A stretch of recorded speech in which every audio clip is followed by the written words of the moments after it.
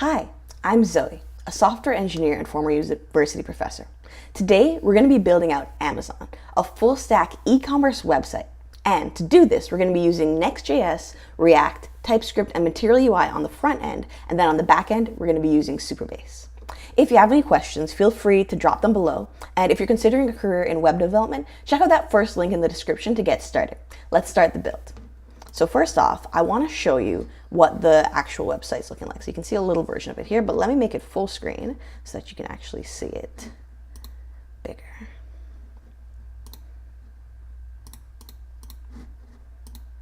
All right, awesome. So yeah, this is the website we're going to be building. As you can tell, it looks a lot like Amazon, just like our own version of it, right? So yeah, let's do a quick walkthrough. So by the end of this build, what we're going to be able to do is have this dashboard page where you have a bunch of different items that you purchase. You can then go ahead and click on any of them or search. So if I searched for, let's say, backpack, I would then get this result here, the Fjallraven Fullstack #1, and then I get the description here, the price, and an add to cart and a buy now button. What we are also going to implement today is the add to cart and the buy now functionality. So when you hit add to cart, it will actually automatically push it to your cart, and then you can go ahead and keep it in your cart. You can delete it if you want. You can check out.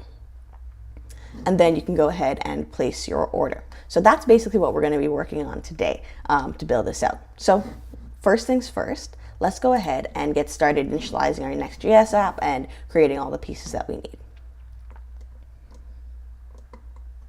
All right, so I've already gone ahead and started sort of like a base app, sort of Next.js, Material UI, and TypeScript starter, so we don't have to worry about that. And today we're going to be using the app router with Next.js, so if you do have any questions about app router versus pages, we're going to be covering a lot of that as we go through today.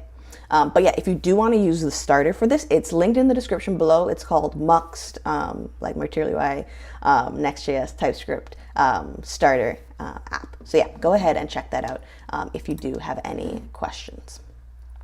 All right, so first things first, let's go ahead. I've also created our .env file and sort of put all the secrets away, so we don't need to worry about that. But that is something you're going to want to do if you are working with Supabase. So first thing we're going to do is we want to build out our initial backend. So where I'm getting this data from is from a website called Fake Store API. Now what Fake Store API gives us is basically like the data for a fake store. So if you check out their website here, this is like an example of the fetch you can do. So you can try it out and get sort of like this object worth of information. They have about 20 objects, 20 different products on their store, their fake store. So you can basically grab all of those if you'd like and use them in your project here. Because we do want to have a sort of true backend component to this, what I've done is I've sort of used their data for this, but I've put it into our actual database so we can do proper calls from the database, and I can show you guys how to build it out sort of fully full stack. So yeah, this is just to familiarize ourselves with the data, we get an ID, we get a title, there's a price, a description, a category, an image, and a rating. Now the rating is interesting because it's actually an object nested within an object. So it's you get the property of rate, and then you also get the property of count.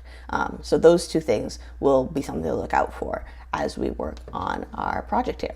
So what I've gone ahead and done already, I've basically grabbed all of the products that are available here when you go to fakestoreapi.com/products, and I've gone ahead and dumped them in this larger Google Sheet right here. So if you want to just go ahead and super quick grab that, that's also linked in the description below. I think it's like Fake Store API data or something like that. But yeah, that is available down below if you're interested.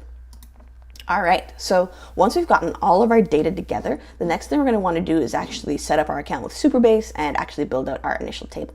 So I've gone ahead and done this initially already. As I told you, I set up the secrets on my end already so that doesn't get exposed on the internet. But basically what you'll want to do is go to Supabase, create a new table over on the left here, and then just start inserting your different different fields here, your different products. So you'll just hit insert, and then you can insert a row, a column, or you can even import all the data from a CSV if that's the easiest way to do this. So yeah, you'll notice that we have our ID, which is a type of integer. We have a timestamp. We have our title, which is text. Our price, which is going to be a number. Description, which is text. Category, which is text. The image string, which is also text, and then the rating, which is JSON. These are fields you're gonna have to define when you do set up your table, so it's important to sort of just like be aware of how to actually define them. Awesome. So once you have all of those things defined and ready to go and your table is all set up, you're gonna go into your settings in Supabase, and then you're gonna go over to your API and you're gonna grab all that information. It's gonna be your, what is it, project secrets, your Supabase URL and your public secret key. So you want to grab those two pieces, and then you're going to head over to your .env file, and you're just going to create two variables. One's going to be next_public_Supabase_URL, and then you're just going to paste that public URL, and the other one is going to be next public secret key with the underscores for the spaces, and you're just going to put that secret key in there. And yeah, both of these are going to live in your .env file. So it's important that you set this up first so that you can actually utilize it in the next steps you take. And then you also want to make sure that you add them to your git ignore so that they don't get inadvertently posted online. All right, and yeah, if you guys do have any questions about this, please feel free to hop into the chat. I'm there ready to answer any questions that you do have, or if something's unclear, we can also take a pause and sort of go over what's going on there. But yeah, moving forward. So once you have your Supabase table set up, you have it connected to your actual Next.js, now we can start to actually hook into it, and we can actually start to use it in our project. So if you go over to your Next.js app, this is just what I've spun up. This is using that starter. There's really nothing going on just yet. So let's take a look at our files here. As you can see, it's running down here in the terminal. So we have our app folder here. And if you've seen other tutorials I've done before, you'll notice that we've been using the pages router. We've switched over to the app router for this one, so you can try that one out. So in your app folder here, you have we have a lot of important features, but two main sort of features you want to check out. So you have your layout.tsx file, which is sort of like that just general, like, okay, this is where everything is sort of established in a way. You have the theme provider, which is something we've put in for Material UI, and then within this theme provider is where all your React children, your other components and other pages are going to be passed through. And then you have the actual page itself. So this is what we're going to be styling out as our dashboard page, and this right now just has an H1 that says home, which is right here. So what we can let's also check out our files here. We also have some starter files here. If you check out the link that says /Amazon, it's like GitHub /Davidson/Amazon, that's going to have all the files from this specific project. So if you do want these like images, these assets, these resources, definitely check it out there. So we have the Amazon logos, we have some images for our dashboard that we might use, we have our Prime logos, and then we have a star icon, which we're going to use a little bit later for our rating. So those are all available there. Then in our styles, now this is something a lot of you guys asked for last time. You wanted to customize a Material UI theme, and so that's what we have in our styles folder here. It's not customized yet, but we're going to go ahead and customize it a little bit. So we have just our general theme here. So we are currently in dark mode. I might actually just go ahead and change that to light, because Amazon is more of a light theme at the moment, or the one we're going to be building is a light theme. And then you can go ahead and actually customize the different elements that are present in your Material UI database. So like if you go over here and you go to, this link here, it's called themed components. Basically, you can walk through how to actually override the styles in your Material UI project, essentially. So you can go as far as grabbing the type, like the Material UI button, and then you can override the styles, like say, oh, I want all buttons to have a font size of 1 rem, for instance, right? So you can really go ahead and get really, really specific with your styling with Material UI, and we're going to be doing a little bit of that with our H1s, H2s, etc., and possibly some custom components as well, just to make sure that we're sort of being most efficient. I think when you actually do these style overrides, it allows you to save a lot of time going forward, especially if you're going to use using like as a very similar type of button or anything like that in the future. All right, so going forward, we've checked out those, and then one other thing you're going to want to do is you are going to want to add, I think it's to the Next.js config. If you're going to be using the assets from FakeStore API, you're going to want to add this block of code here, which basically just allows us to use the images that are hosted at fakestoreapi.com. If you don't do this bit, you're going to get an error. And so yeah, just definitely check out the Next.js config. As I said, it's going to be linked in the repository down below. So yeah, definitely make sure not to skip that piece. All right, yeah, and if you do have any questions, feel free to drop them down below. And without further ado, let's go ahead and get started. So the first thing that we're going to want to do, we are going to want to actually hook up our Supabase database, our Supabase backend to what we're doing here. So the first thing we're going to want to do here is we are going to actually create client side piece here. I'm just trying to grab that documentation for you guys here. All right, so yeah, first thing we're gonna want to do, let's go ahead and create a library, a .lib folder, and create a Supabase file within that. So new folder here, .lib, or just lib, and then new folder within that, we're gonna call it Supabase. And then within this Supabase, assuming we want to like maybe hook up to something else going down the line, I'm going to create another file called products, and that because that is the name of our table in Supabase. So now that we have our products file here, what we want to do is basically hook up to those env variables that we've set up earlier and actually use them in our project. So we're going to say export const Supabase equals, we're going to create the client, create client, and oh, you know what? I'm skipping like a super important step. I think we actually have to install Supabase because although I've added the variables, I haven't installed it. So let's go ahead and do a Supabase install.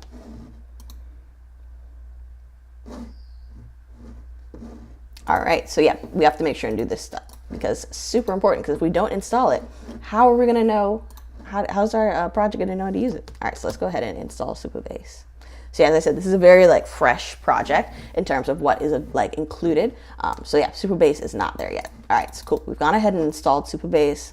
And yeah, basically we're following the steps that are here in the initializing. So we're going to import create client. We're going to create the client.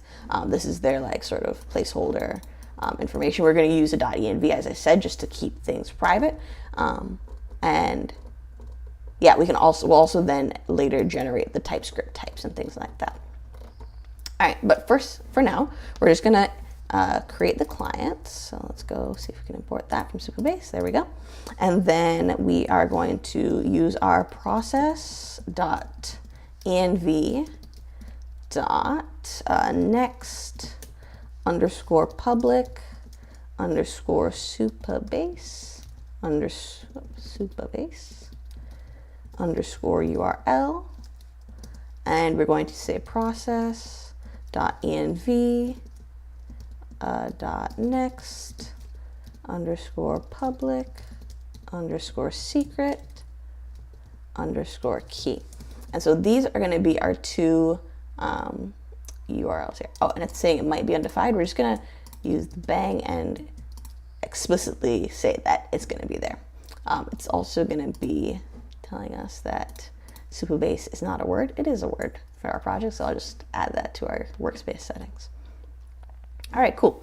So we've gone ahead and added this here to our file. What else do we do? I think we're good doing that for now.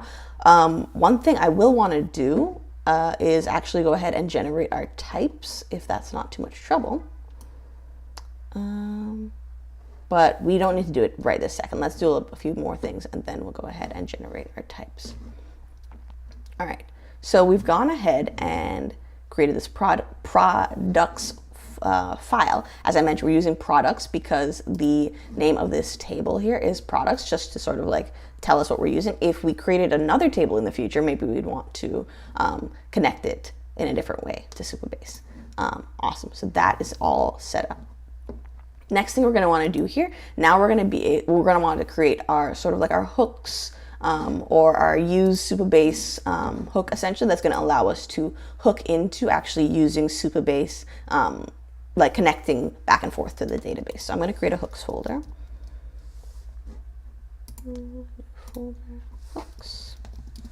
And then within that, I'm going to create a new file called usesupabase.ts. And so yeah, what this file is going to include is just all of that like larger object that is going to basically allow us to use a whole bunch of different hooks, essentially. So like we're going to be able to get the data, get the products, filter the products, etc. We're going to basically define all of this in this file here. Also, I don't know if I mentioned, but we're also going to be using Redux in this for general sort of actions surrounding the project. All right, so first things first, what we're going to do, we're going to say export const Supabase. So we're going to see me call Supabase or import, or use Supabase, I should say, in this project a lot. And we're just going to leave that there. What we also need to do, all right, I guess what we also need to do is import Supabase, because we're going to end up using that. Supabase. Yes, good. And there we go. All right. And yeah, if you do have any questions, feel free to drop them in the chat. I am checking it out just to see if you guys have any questions, or if you're watching this later, drop them in the comments below. I do pop back over and see if anybody has any questions. All right. So yeah, next thing we're going to want to do is we are going to create our first sort of like get function, essentially. So we want to say, let's do a general get products to start with. So I'm going to actually use React state in this to sort of like make my life a little bit easier, because we are using hooks. So I'm going to say const products and then set products equals use state, and then we're going to give it an any type for now, but as I mentioned, we're going to type everything later, and then it's just going to start as an array. So that's the first thing. Then we're going to say const get products equals async. It's going to be an async function. And then what we're going to do is we're going to say, we're going to destructure data and error from our await here. So we're going to say await supabase.from. And if you're curious as to where I'm getting this information from, it's actually from the Supabase website itself. So the JavaScript client library, this is the one we've just installed here. Once you've installed it, it actually, if you scroll down a little bit, it actually shows you how to grab the data you want in different ways. So you can fetch data from specific tables or rows or columns as well, I should say. And so it'll actually give you, it's a very long page of how to insert, update, upsert data, how to grab sort of exactly the data you're looking for. So yeah, we're going to be sort of referencing this page as we go on, but definitely if you are not sort of familiar with Supabase, definitely check out that page for more information. All right, cool. So let's go ahead and say supabase.from, and the name of our table is products. So we're going to say from products. We want to then select, and we're just going to say the general asterisks of all. So we're going to select all. And then we're going to say if data, so if we get back data, we then want to set products to be data. We'll save that. And then if we get an error, we want to console.log that error. And we can just save that. All right, awesome. So we've set up our first sort of fetch of the products. Now, what we want to do with this with this hook that we've created, we need to return something from it so it's actually useful to us. So we're going to say we want to return, And then this is going to be the first thing we're returning. We're going to return both products, and we're going to return get products. So basically what we'll be returning here is this variable product. So if there are products, we'll return that. And then the actual hook here of get products, the actual call, the fetch call of get products, so that if we do get products, we can, or if we do want to get products, we can actually call it in our program here. All right, cool. So we've set that up. We can actually test to see if this is working by sort of really quickly sort of throwing it together in a component. So let's see where I can actually use this. Let's go ahead and grab this. Let's go ahead and just grab this on our dashboard page for now, just as an example. All right, so how I would use this in practice, I would say const and then just destructure again. So const products and what was it? Get products equals use Supabase. Call that hook. Great. And then what we want to do then is in a use effect, just for our example here, we're going to say get products and pass it right there. And we want to console.log, whoops, products. I'm going to pass in get products. All right, cool. So let's go ahead and check out our console and see if this is running. Let's refresh the page here.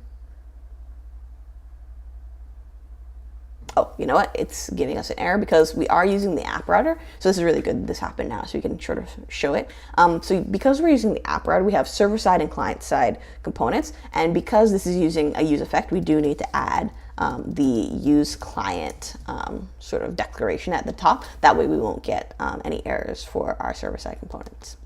All right, so we can see here that it is sort of doing an infinite loop here, but we have actually gotten our, let me go ahead and just stop the network call there. Yeah, we have actually gotten our data here. So as you can see, we have gotten this is our data from our Supabase table. We've gotten our first 20 objects, category men's clothing, date created at, description, ID, image, price, rating, and our title. So we have all of that data, so we know that it's working properly. So good to go on that front. So we can go ahead and close that out, and we can remove this from here because we don't actually need it at the moment. All right, cool. So now that we've gone ahead and grabbed our, we've confirmed that our data is hooked up correctly, we've confirmed that our project is hooked up correctly, we can go ahead and remove all of this extra details from here. And then we can go ahead and start to work on our custom Material UI theme. Question in the chat, I'll pause and take that briefly. Question is, how did you learn all that you're doing now? Was it self-taught or did you do this in school? Everything I learned right now is 100% self-taught. I did not go to school for this. I went to school actually for filming and acting. So definitely not necessarily or at all computer science or coding. What I actually did was I used a bunch of a combination of friends and free resources online and some paid resources online, like Codecademy's like paid stuff, and taught myself how to code. It actually ended up taking me like probably over like a year or so to learn how to code, and I ended up, as I said, reaching out to friends and having mentors within the coding community, the software development community, who helped me sort of go down the right paths. Honestly, this was sort of a more roundabout way of learning how to code. I do still 100% like doing self-taught or doing a program, but it did take me a little bit longer. That's actually why I can just really quickly show you guys. I created a course in order to teach people how to code. It's a program that basically involves mentorship, and you can basically sign up for one of our mentorship programs and learn how to become a professional coder if you want to. Learn how to basically do everything I'm teaching in this in this tutorial today. So if you are interested in learning how to code, if you're interested in checking out our curriculum online, you can definitely check it out here. It's 17 chapters of knowledge, everything from what is web development to applying and interviewing for a job as a front-end developer. So yeah, we've had pretty successful students in the past. So yeah, if you're interested in checking that out, it's davidsonprogrammingacademy.com. It's that first link in the description below. So yeah, if you do have questions about learning how to code, check that out or reach out to me directly. Thanks for the question. All right, so next thing we're going to do now is we're going to set up our custom Material UI theme. So as you notice here on our site, or even if we just go to like Amazon.com, you can see that there's sort of like a generally defined, like very specific, like what everything is and where it goes. So we want to sort of play into that those like H1s, H2s, H3s, etc., and sort of build our styles around that. So let's go into here. Let's go and start by creating all of those pieces there. So as I mentioned before, our layout file in our project here is where we've already started to inject our theme. So this theme provider is from Material UI Movie Material, and we've connected it to our theme, which is from our styles.theme, which is over here. And so we'll go ahead and modify a lot of our aspects here. We will make a couple of modifications outside of this just to sort of make our life a little bit easier. Like we'll do some in-component styling, but yeah. Sorry. One thing I do like to do is set or build a colors sort of like folder, which allows me to see to have like all of the colors in one location, so that if I do decide to like really change the theme up, I can just change that specific color. Like if I go into Amazon site here, right, and I decide that this like black or dark blue up here, I then suddenly want to change all of these to be, I don't know, purple or whatever, I can just then go to my colors folder and change that. So let me start by initializing that colors folder. So I'm going to say new file, colors.ts. I'm going to say export const colors equals, and then this is just going to be our object. So we're going to say, let's go ahead and grab all the colors that we need. So let's start with that dark blue. And we're going to say that it is, let's grab it here. So we're going to use this eyedropper tool. If you haven't used it before, a pretty cool Google Chrome extension, just an eyedropper that allows you to click this button, pick a color from the web page, and then just literally grab it from wherever on the page, and it'll save that data for you. So we can go ahead and grab it from here. As you can see, our eyedropper has grabbed that information here, and we can just grab that color there. All right, so we'll go ahead and grab that, and that's going to be our dark blue for the project. Save that. Let's just go ahead and initialize a couple of these really quickly. I want to also grab our, let's say, medium blue. Let's grab that one there. And we'll probably add more to this as we go along, but just for now, so we have some colors to work with, because we're going to start building our header and things like that. I'm going to add that. I think our white is probably going to be white. Let me just confirm this. Oh, getting a little error there. All right, there we go. Yeah, the white is just white, so I'll just add like a general white there in case we do want to change it in the future. Let's grab this gray. These three. And let's call this light gray. I think there's probably another gray or two. Light gray. Great. And, oh yeah, let's grab this like yellowy thing. Pale yellow? Pale orange? Pale orange? Yeah. Let's see what other colors we have here. If I go to the, oh, you know what? We do have some colors down here. So if you notice, there's this like teal sort of color here. Is that it? Yeah, I think that's it. That's going to be like our returns and, you know, sort of like the the sort of like things they want you to click on, links essentially. So grab that. But it's not quite that like regular link blue. It's like a specific link color. And then there's like a green here. Yeah, so doing this now just makes it so much easier in the future. I don't have to keep coming back to this file. I probably will still come back to the file, but fewer times than I would have had I not done this initially. So go green, save that. And then we're gonna grab, I think there's a red here and a yellow. So we're gonna grab this red. Awesome. Grab that red there. And then we're gonna grab this yellow.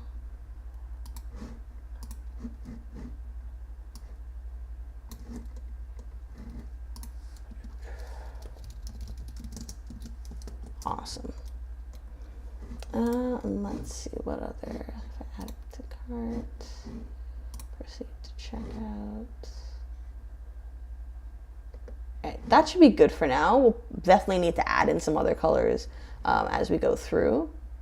Like for instance, if we inspect this, one color I could already see needing to grab is if I click hover on this button, you can see it sort of changes a slightly darker shade of orange. So maybe I want to grab that and call that like orange. I think we got the other one pale orange. So we can say this, we can call this one just a regular orange. Orange.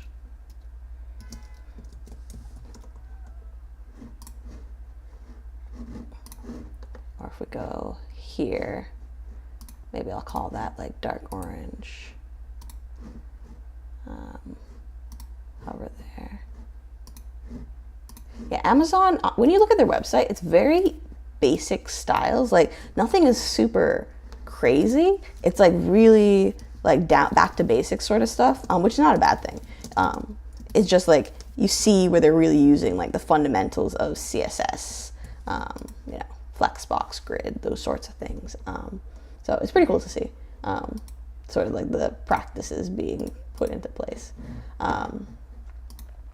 But all right, cool. So I think we have enough color. Oh, and the white, I forgot white. White, which is just FFF. All right, so I think we have enough colors to get started here.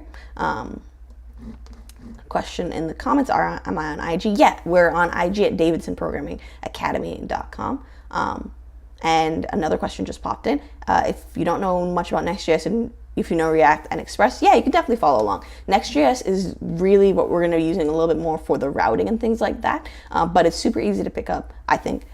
If you just follow along with this tutorial, I have another tutorial on my channel. If you follow along with these videos, I think it should be fairly straightforward in terms of understanding. And as I said, we have the starter file below. So if you do want to go ahead and just get started with a Next.js project, you can definitely use that. Or on their website, of course, they also have starters. Mine just combines Material UI, TypeScript, and Next.js. So if you're interested in following along with that, definitely, no problem.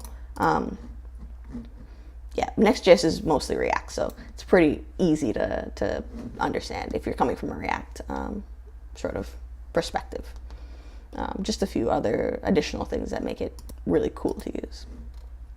All right, so first things first, we have basically established a theme here.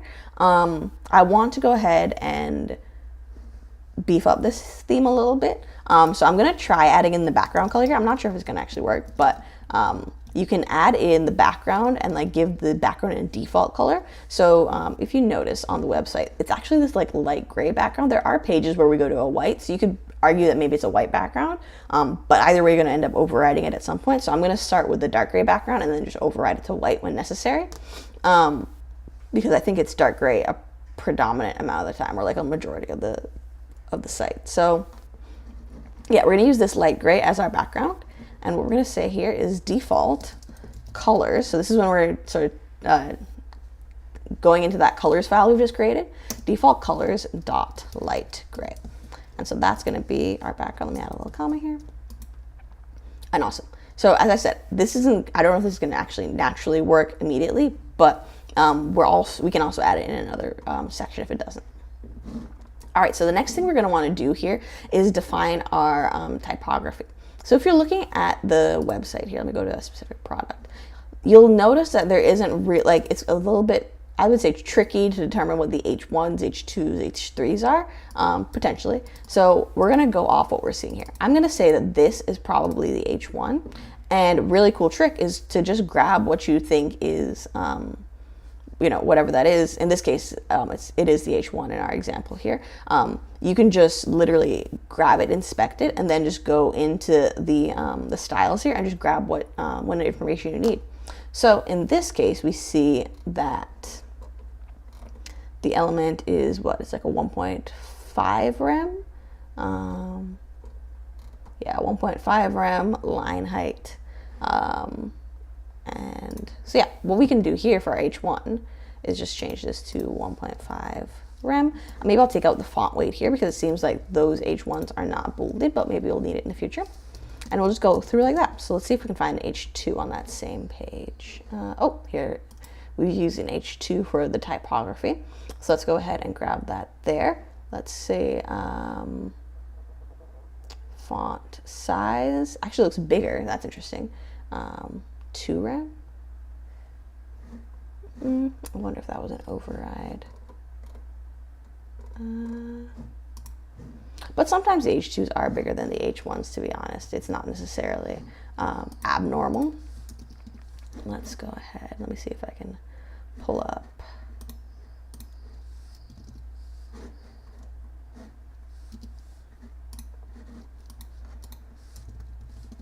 Let me pull up an Amazon page here.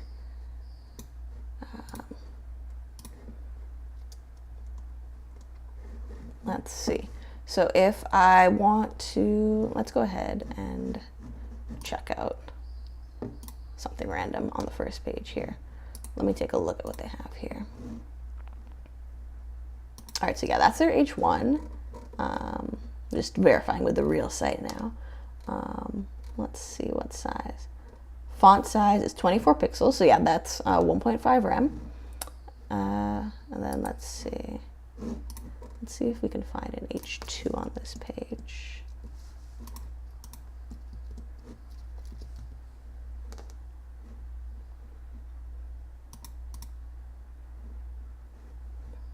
All right, so this H2 is also 24 pixels. Interesting.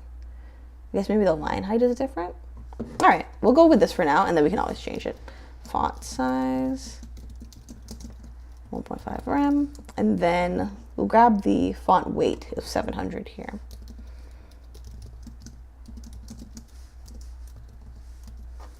All right, we'll go H3. Let's see if we can find an H3. And again, they might have like done custom stylings. They might not like have an exact, I mean, they might. I don't work for Amazon, but maybe not all H2s are the same size. So font size, we're gonna have 18 pixels. 18. We'll just auto convert that.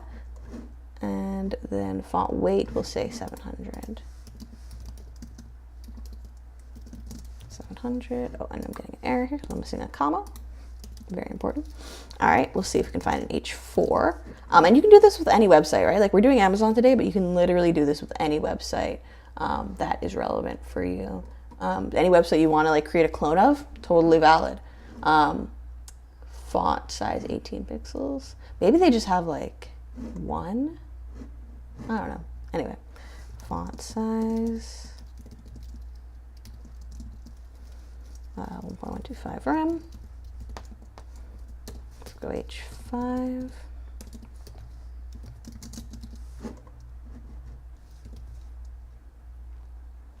I'm not seeing any H5s on this page. Maybe an H6, which wouldn't make sense if we didn't have any H5s. Say add to cart. Maybe there's one on that page. No. Oops.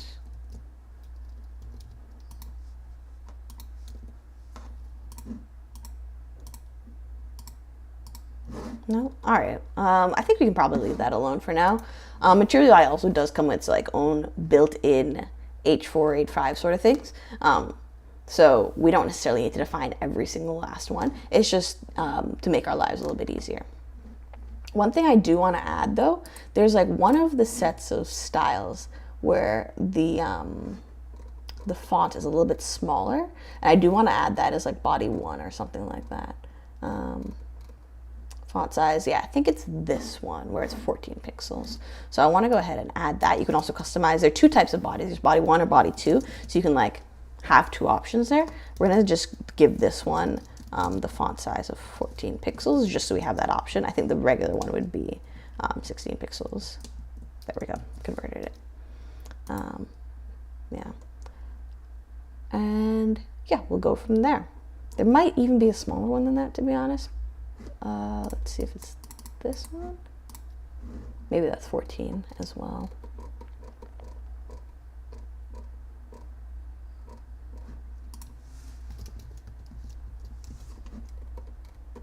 Yeah, 14. All right, cool. Just looked a little bit bigger. All right, we'll go with that.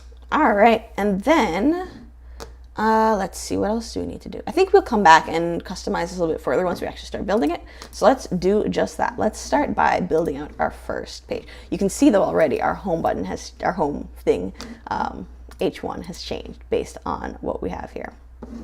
So that's pretty cool to see. But our background has not changed. So let's go ahead and actually modify that style in our layout folder. So if I close out a couple of these just to keep things clean, let's go to our layout on our home page. So what I'm going to do here is I'm actually just going to add a style here. I'm going to say style. I'm just inline styling. I'm going to say I want the background color. Oops. Background color to be, grabbing it from colors again, dot light gray. Let's save that. And okay, cool. Awesome. Not getting the whole page right now, but we can work on that. And I think one thing I also probably want to do is set the margin to be 0. Yeah. And what else? Oh, we're importing globals.css. I think I'm actually going to comment this out for the time being because I don't want to use their styles. I want to use my custom styles. There we go. That did it. All right. So now we have our light gray background. We can get started. All right, and we'll come back to this layout file a lot to add things like our Redux provider, persisting, things like that. But we'll go ahead and leave this alone for now. All right, so first things first, let's go into our page here, and we're gonna go ahead and we're gonna build out our, well, actually, you know what? We do want to build out our header first. So maybe that's what we'll start with. So one really sort of quirky and interesting thing about the header is that it's actually not going to live in this file like you might think it would. We're actually going to put it in our layout file here because it actually allows us to have it persist across multiple pages much more easily than if we, every time we create a page. The way you create pages in the app router here is you go, you create a new folder, you and then you add a page to that folder. Sorry about that. And basically the way we would then have to do it is adding the header to each of those pages, which is something we don't really want because this header on the Amazon store here is pretty persistent across like every single page that you check out as a user. So we don't want to have to like re-add this every single time we want to access it. What we want to do is just have this persisting across most pages. The only pages it's not present on is like the checkout page, which we can override for that one individual page. So yeah, what we're going to do is we are going to go ahead and we are going to actually add the header in here. So let's do 2 things. Let's create the header and then we'll add it in here. All right, so what I want to do outside of my app folder, I like to do it outside of the app folder. You can do it wherever you want.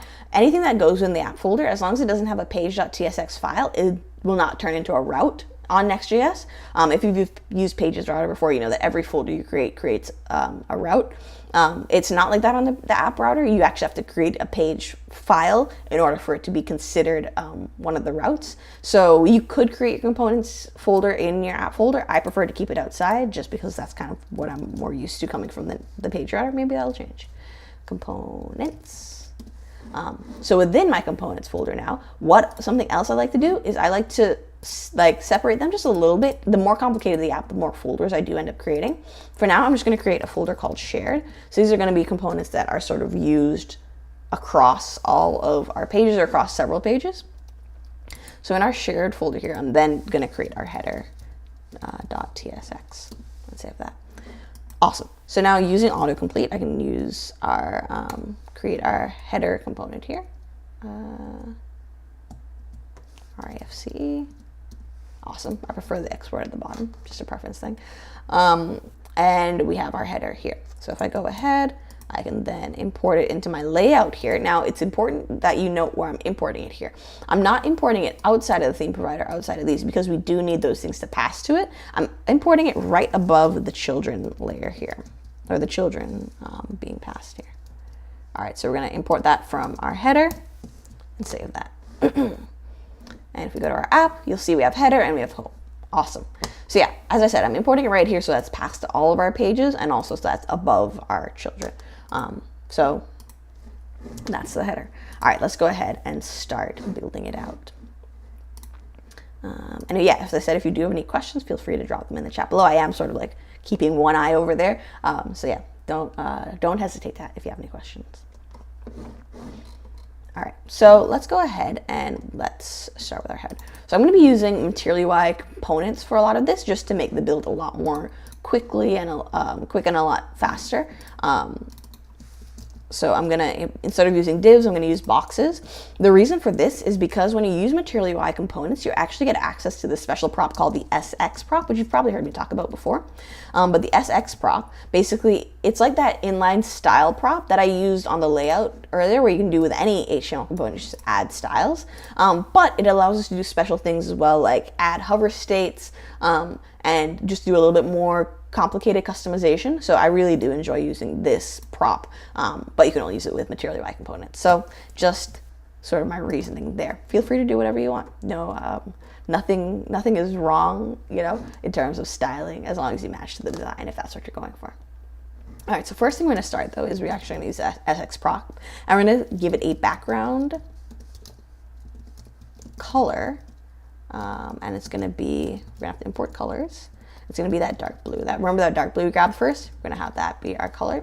And then the color for the text, so we can actually read it, is going to be our white.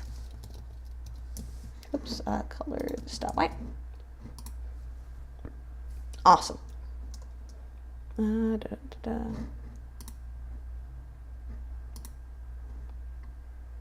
to a class.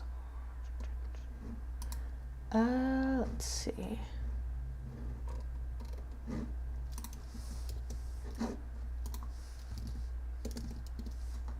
Okay, still getting that error. Oh, why is it saying element type is invalid?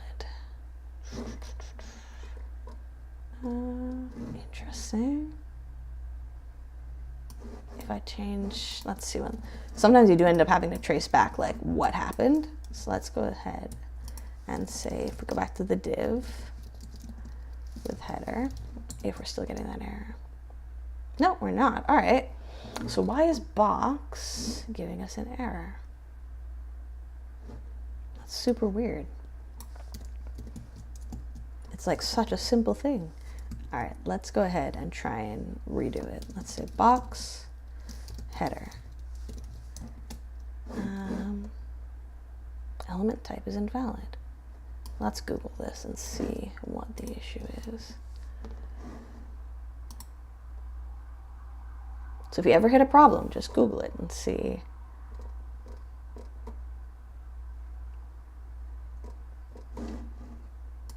What the problem could be.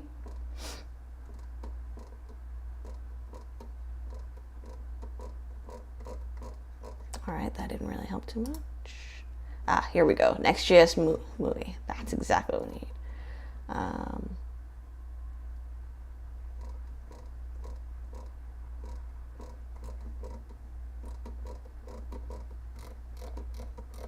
Oh no, it's unanswered. All right, so let's go ahead and see if we can figure this on our own.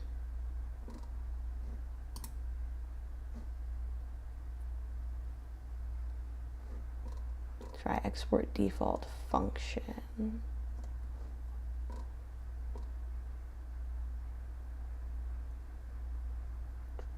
Oh, you know what? Maybe it's the way we imported it here.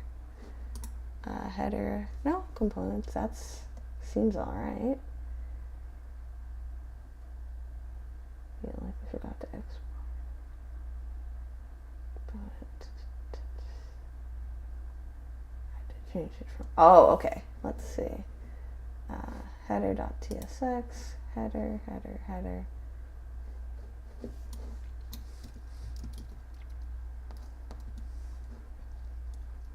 What if I change it to this?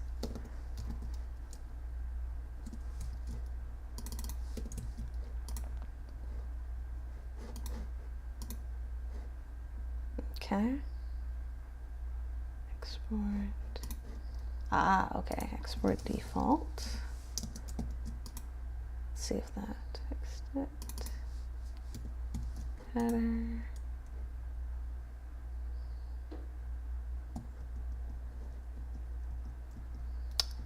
If you do know the answer to my problem, feel free to drop it in the chat below. Thank you for watching. Let's see if that fixed that. Whoops. All right, I'm not gonna fight up with this too much. We're just gonna create div. That is really concerning that that's not working. Let's see.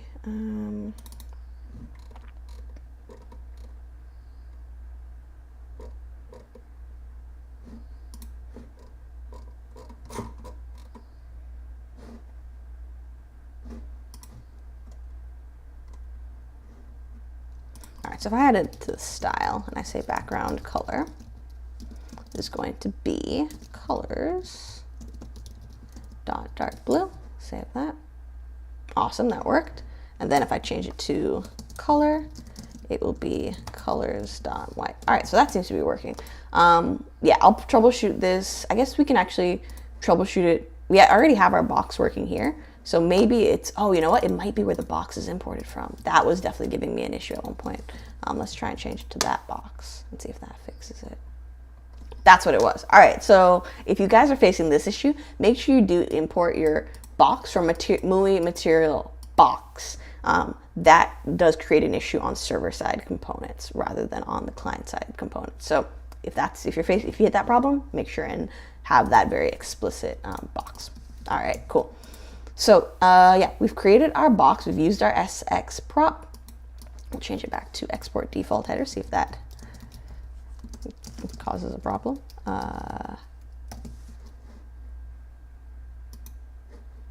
Okay, let's see. This could also be what's causing our problem. No, all right, we're good. Sweet. All right, so we have our header, we have our background color. Everything is going well in that sense. And now looking at Amazon, let's go over here. We need a couple of different pieces here. We need our logo. We're not going to put in all of these pieces as you saw in our example. We don't necessarily have 100% of the elements here. And that's just sort of a time thing. It's going to take a lot longer to build out all of those pieces and have them at full functionality. But we are going to build out like as many as we can and get that look and feel so you can use this in a portfolio piece for a job or whatever you're trying to do. And in a later, if we do have time left over at the end, we'll go ahead and add in some of those extra pieces there. So first things first, we're gonna want to create this logo on the side here. So I'm gonna actually do this in another file. So I'm trying to make this as like segmented and clean as possible. So we're gonna create a logo.tsx file here. Same thing. And save that there. And then what we need to do to use for our logo here is actually, I think it's Amazon logo 2. It's the white one. Yeah, that's the one they're using up here because it's a dark color. So we're just going to go ahead and build that out. So when we have our logo here, it's also going to be a link. And so this is kind of where we start to work with Next.js a little bit. So we're going to use the link component. Oops. From next/link.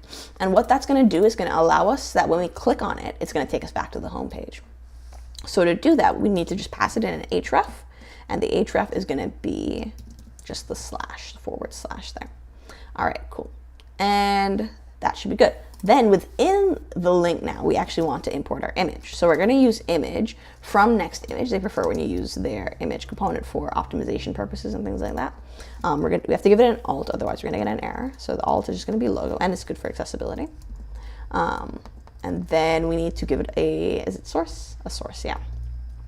Source is going to be slash, because the file is in our public folder. It's going to be slash Amazon-logo-2.webp. Make sure you get that right, otherwise you won't see your logo. And then I think we also need to add a width and a height. So I'm going to say width equals about 100, and height equals about 30, something like that. Not quite sure. And then we're going to import this into our header. So I'm just going to go ahead and import this as the first thing. Let me save that and import it. Save that. Awesome. All right, check out our page. Logo is not defined. We defined it.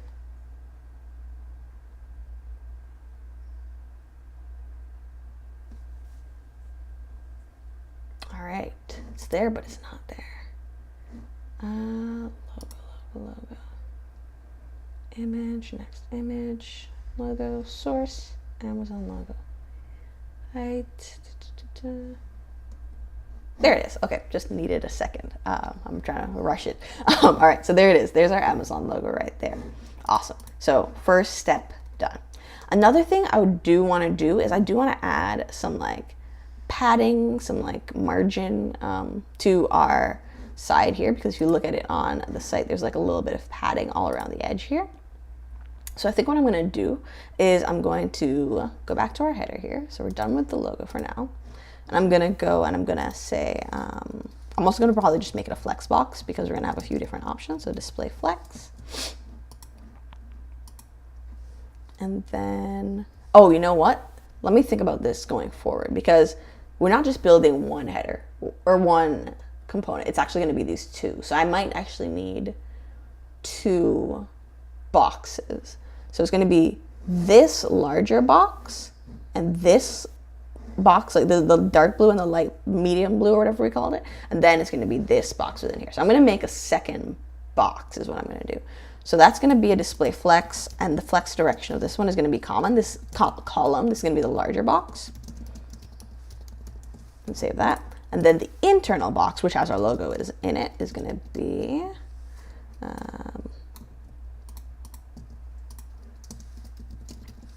display flex, but not column. It's going to be a regular flex box. It's important to think about this, this sort of like architecture when you're starting to build your app, because it's like, you know, rather than going back and doing this later, it's easier to do it now and just make your life a little bit easier. Does this mean the entire app will be in the public folder when deployed? All right, question in the comments. Does this mean that the entire app will be in the public folder when deployed? Does anybody know the answer to that? I will answer it in a second, but I want to see if folks in the comments have the answer to that question as well. So I guess the question is, like in, if you think about the Create React app, the index folder is usually in their public folder. So I think what the person asking the question is asking, does this mean that likewise, the entire app is going to be in the public folder when it's deployed? Because we're using, for the logo, we use slash.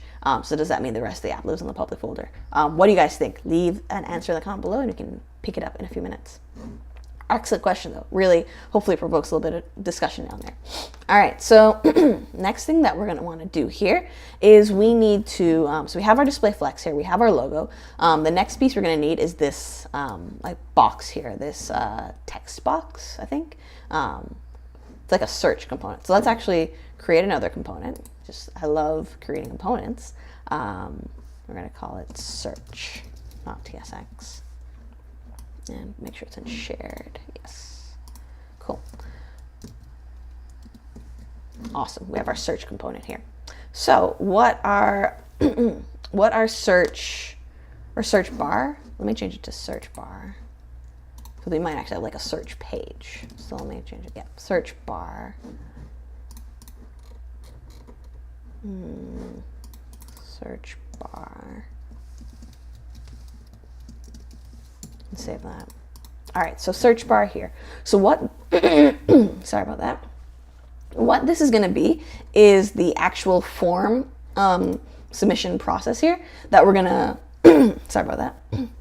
We're going to submit our search into. So let's go ahead and grab that from our Material UI component library. So it's going to be MUI, what is this? This is like a form input, text input form. Text field, that's the word. I was like, what is this called? Text field. And we do want to kind of customize it a little bit. Like we don't want this basic text field. So I think if we scroll down a little bit, we can actually grab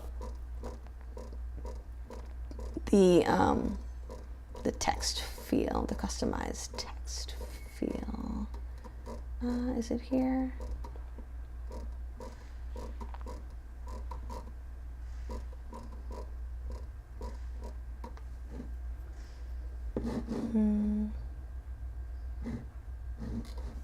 Let's see, MUI customized text field. I might have just scrolled right past it.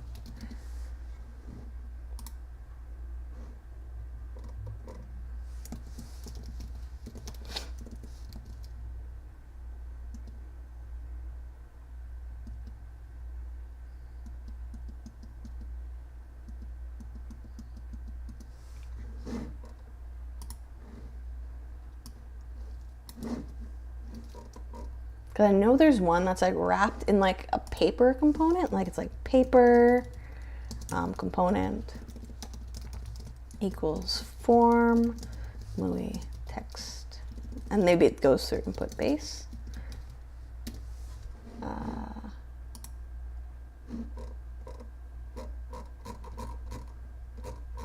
No? All right, I think we can just create it ourselves regardless. But anyhow, so we're going to create this text box. So let's go ahead and build it using those pieces. So we're going to create a paper component, which is just like a generic sort of Material UI component. The paper component, just to tell you exactly what it does. Paper. It sort of creates like a paper-esque feel, like can allow you to elevate things if you do want to do that. So that's something we might want to do in the future, but we're not going to do that right this second. So we're going to say paper, type of component is going to be form. Save that.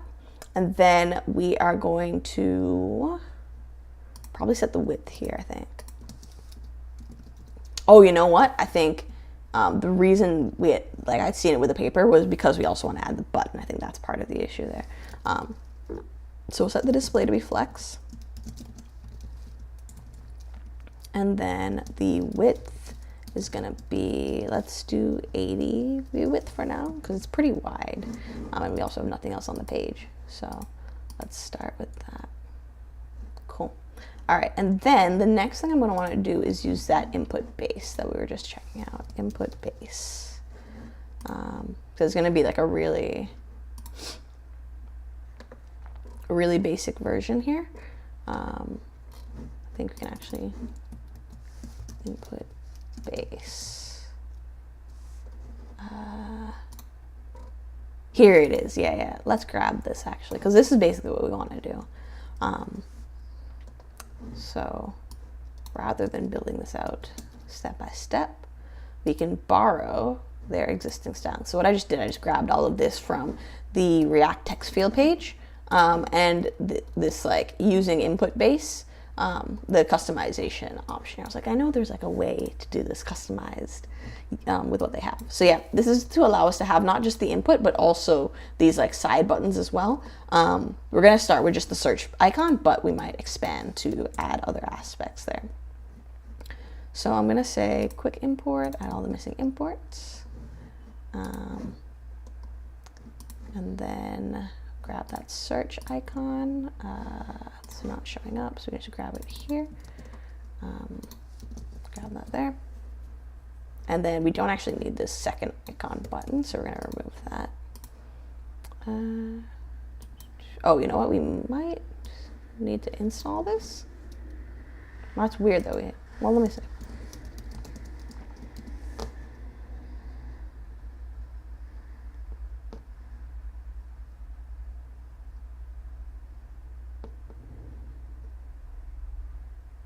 See if that fixes our issue. And yeah, we'll go from there. The next thing I should also do is probably import this into our actual search component. So we'll say search bar, and we'll import that from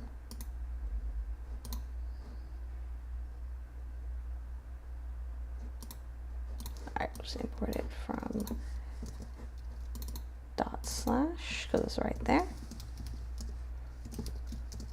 Save that. And I think we're just it's being a little bit slow because we have the stream running as well. But there we go. So we have our search bar imported there. Give that a little bit of a refresh.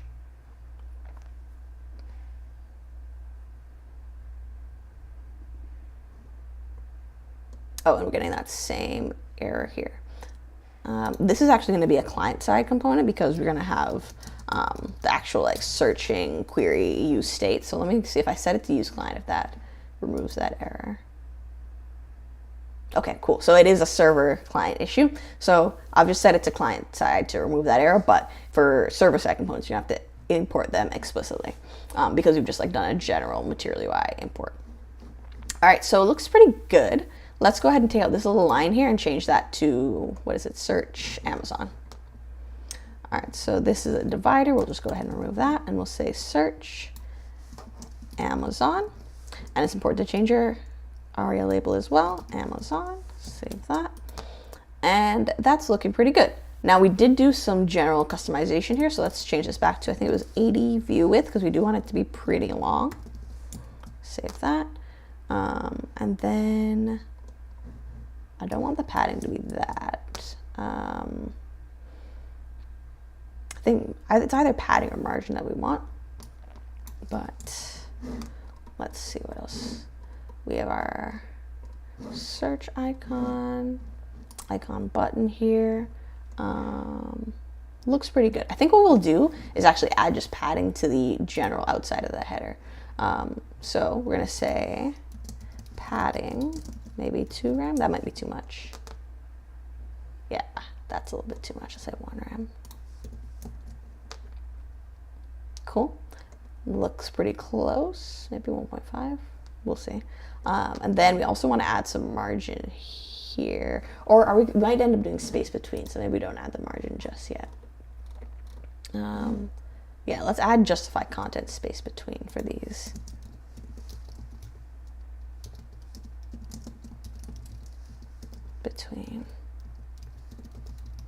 We'll save that.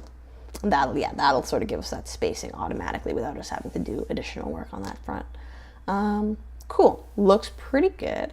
We have our search text field, and then we have our actual button here. Let's go ahead and customize it though a little bit so that it looks like the button that we have here. So going back to our search bar, button, oh, I said we have padding.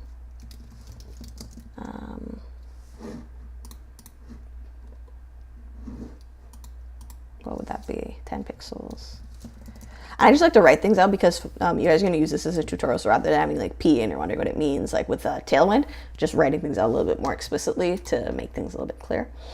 So padding is going to be same 10 pixels, just written out a little bit more clearly. And then we're going to say for our background color, we're going to say we're going to import our colors, and it's going to be, let's go ahead and import this. Yep, it's going to be, I think, pale orange. I'll save that. And then our border radius, because I don't know if you noticed, but it's like curvy on 2 sides and straight on 1 side.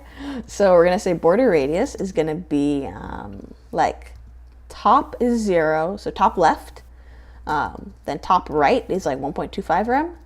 Bottom right is 0.25 rem, not 1.25 rem. And then bottom left is going to be 0.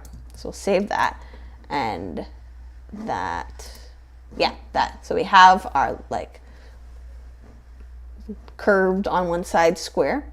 And then one last thing, when it hovers, we want it to change to like a darker orange, not necessarily a white.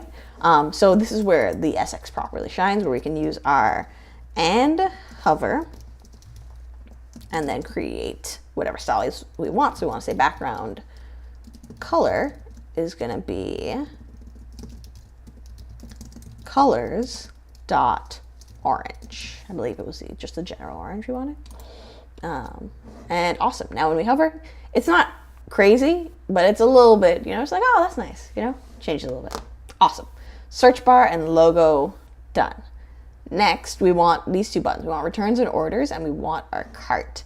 So it's important to think about what these buttons are doing. Like, they're buttons, but Amazon, the way it works, you go to a link, right? Like, it's not like it opens up a modal or something like that. It takes you somewhere different. So we want to definitely have these buttons function more like links.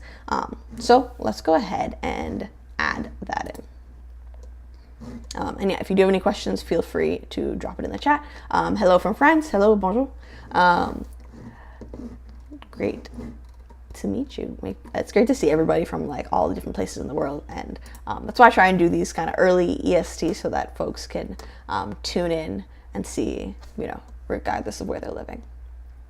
All right, so let's go ahead and go back to our header here. So we're done with the search bar for the moment. We're going to go ahead and add in actual functionality in a second, but for the moment, we're done. All right, so let's go ahead and create these two. So what's interesting as well is that we need to think about this as in terms of our flex box. So we have our logo on one side, we have this, which is supposed to be centered, and then we have these two on the other side. So it's kind of like 3 components instead of 4, because the way space between works is like it will put equal space between each element. But the way we want it to function is like this in the middle is one, this is another, and these two are a third. So we're actually going to wrap these two at the end in a box. So let's go ahead and do that. So let's create another box. And again, boxes are just divs. And then we're going to say display flex so that the items appear beside one another. And then we want to basically create these links. Now, because it's something we're going to be using more than once, I'm actually going to create a component for it because, again, I love creating new components. And we're going to say header link.tsx and create that as a component. Let me save this and create this component. Awesome. So we have our header link here. And so what the header link is just going to do, it's going to take in whatever we pass to it and then return like a general sort of stylized thing. So we have returns and orders, we have our cart here. So yeah, it's not going to do a crazy amount of styling, just a little bit to sort of alleviate some of that extra styles that we would have had to ordinarily or otherwise do. So we're going to create a link component, not from Material UI, sorry. Link from net/link. Make sure you get that import correct when you're working with these two libraries, because otherwise it will not work. href, and we're going to pass in some different variables here. href, we're going to pass in children because we're not going to like specify what we want it to be. And then we're going to pass in style. We're going to save those 3. And because it's TypeScript, we need to give them types, and I'm going to do inline typing today. Probably not the right name for it, but that is a sort of more descriptive word of what I'm doing. So I'm going to add in a string. I'm going to add in the children, which are going to be React node, I think. Yeah. And then the style is going to be of React.css.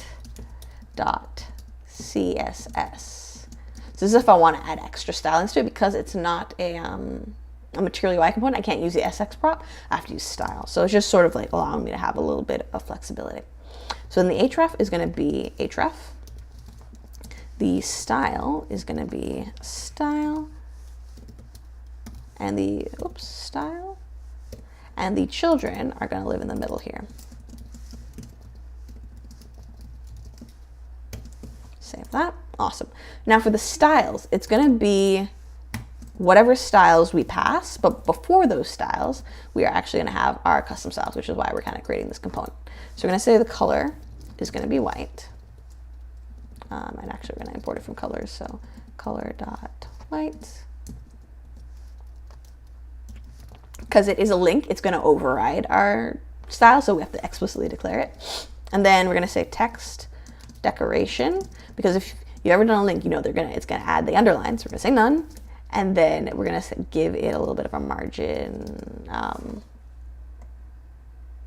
Not much, maybe like half a rem, 0.5 rem, and then whatever styles are being passed already. We'll save that. All right, cool. And then we need to actually use it. So let's go ahead and add our header link here, import that, and pass in our actual elements here. So first things first, we need to add in the text, the like words, like what it's going to actually say. So, oh yeah, it's giving me an error because I haven't passed it in href. So we're going to say href is going to be equal to, it's going to be /cart, but we have not created /cart yet. We're going to pretend /cart exists. And then and I'm also going to make style optional just in case we don't want to change the style much. And then children, we're going to start with, let's say a typography element.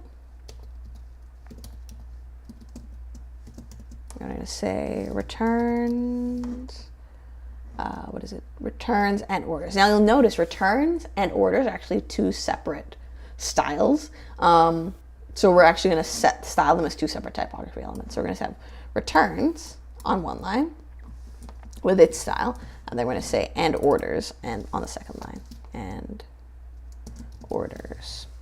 We'll save that. So this one, does that end?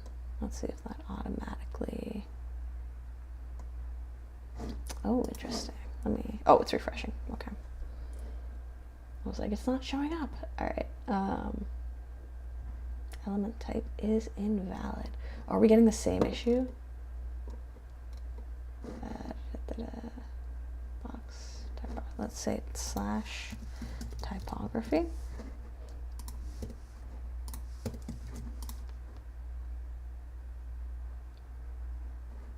Probably have to change a setting in order to make that automatic. All right, cool. There we go. Returns and orders. So awesome. Returns looks like pretty much the size it should be, but orders looks a little bit small. So let's go ahead and update that. So let's maybe say equals body, not SX, sorry, variant equals body 2. Unless this is already body 2, then maybe we need to make the first one body 1.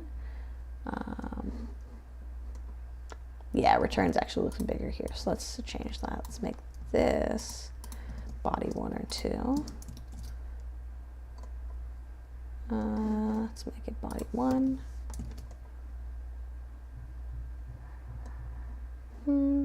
Interesting.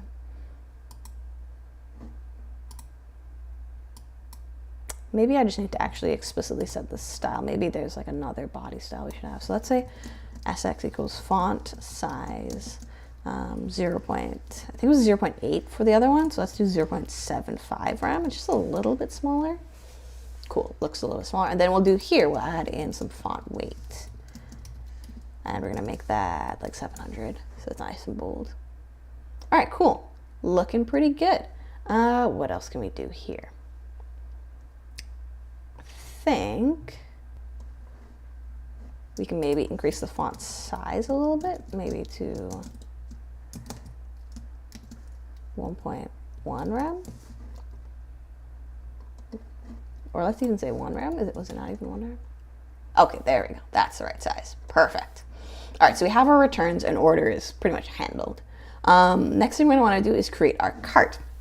So for the cart, I think we need an icon. So I'm gonna head over to the MUI icons.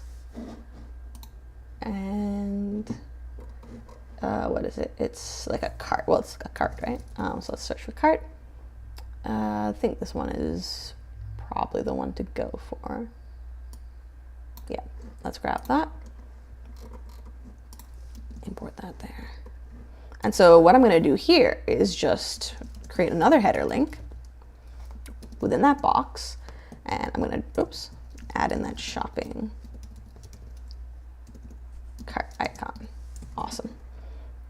And then the href is going to be, oh, whoops, sorry. This one should have been orders. This one should be cart. Save that. And then next to cart, we have a typography element. And it's going to say cart. Let me go back here. Cool. So now we just need to display it like on the side of each other. So I think what we could do here is say style equals display flex. That's why I wanted that style in there, because I knew I'd have to change it up for this one. Cool. And then we want them to sit on the bottom. So that should be align items flex end or justify. Yeah, align items flex end. Awesome. And then I need this icon to be a little bit bigger. So there is an icon property called font size.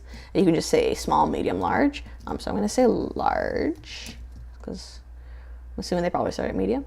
That looks pretty good. And then I just want to modify our typography a little bit. So then I'm going to say font weight 700. And I'm going to change the font size as well. Font size to be 1 rem. And save that. Cool. Looks pretty good. Looking pretty decent. Awesome. What else? Oh, this logo is like way up here. Why is that? Let me see.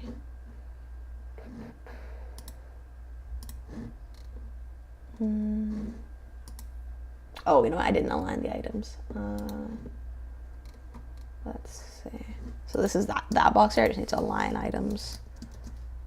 It would be just nice if they did it automatically, just in the center. But I guess they all do the start or whatever. Align item center. Cool. Awesome. That looks way closer, like almost 1-to-1. Perfect.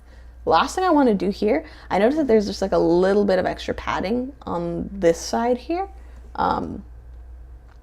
That I think I'm just going to add some padding to the logo there.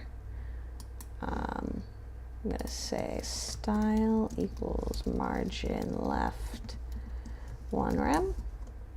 Or some margin, I should say. Yeah, awesome. That looks a little bit better. I think it's a little bit closer to what the actual website looks like. Awesome. Awesome, awesome. I think there's probably a little bit too much padding all around, to be honest. Maybe 0.5. That looks a little bit, yeah, that looks a little bit closer to the real Amazon. Cool. Awesome. So header first part is complete. Let me check out if there are any questions. All right, so good question there. Yeah, somebody in the comments mentioned that Stripe is not available yet in their country. Majorly rely on mobile money payments. The biggest challenge they face with e-commerce is integrating payments. Excellent question. Also, yes, I believe to answer the previous question, they will all be deployed in the public folder when finished. But yeah, Stripe is not yet available in our country. Yeah, that's definitely a major problem because yeah, Stripe is like the sort of ideal solution when you're building out an e-commerce site for, I mean, not most major brands, but a lot of major brands use Stripe or something that's like sort of pre-built, or Shopify or something like that in order to create e-commerce solutions. So it's really challenging to integrate that you know, in your payment solution. I think what I've seen other companies do is like work with a sort of centralized payment option. So like if there's like an online ticket taking service that provides a way to do payments, like, you know, it's sort of like a roundabout method, but it's definitely not the way to do it, or like Wise or something like that. So if Stripe is not available, that's definitely a challenge. But if anybody has any options that are available, drop them in the comment below so we can help each other out.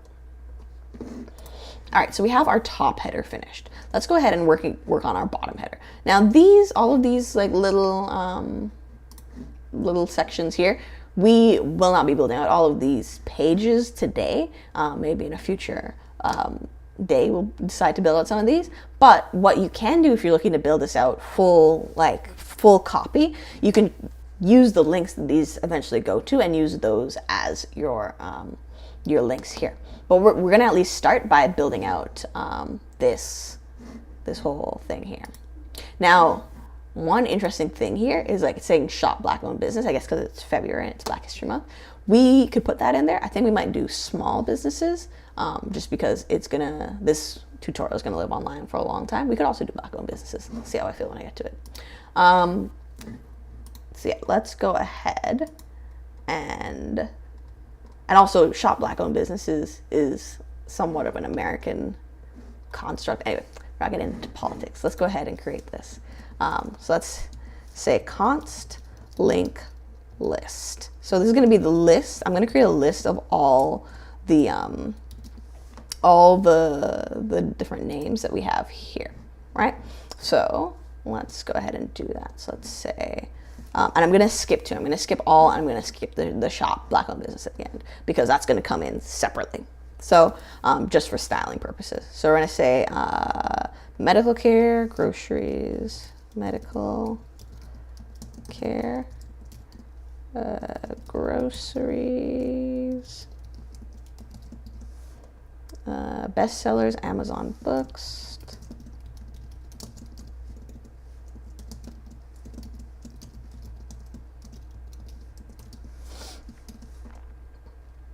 Prime Music, oh, Amazon Basics, see, already. Prime Music, new releases, customer service,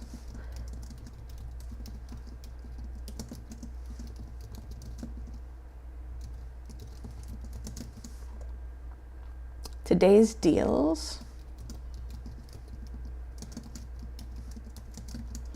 registry,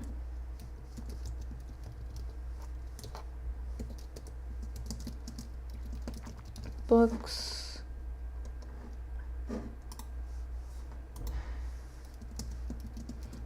Amazon, home, oh, I missed one, pharmacy,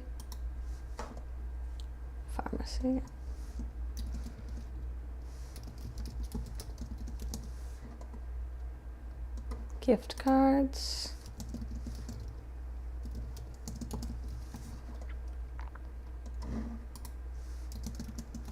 fashion,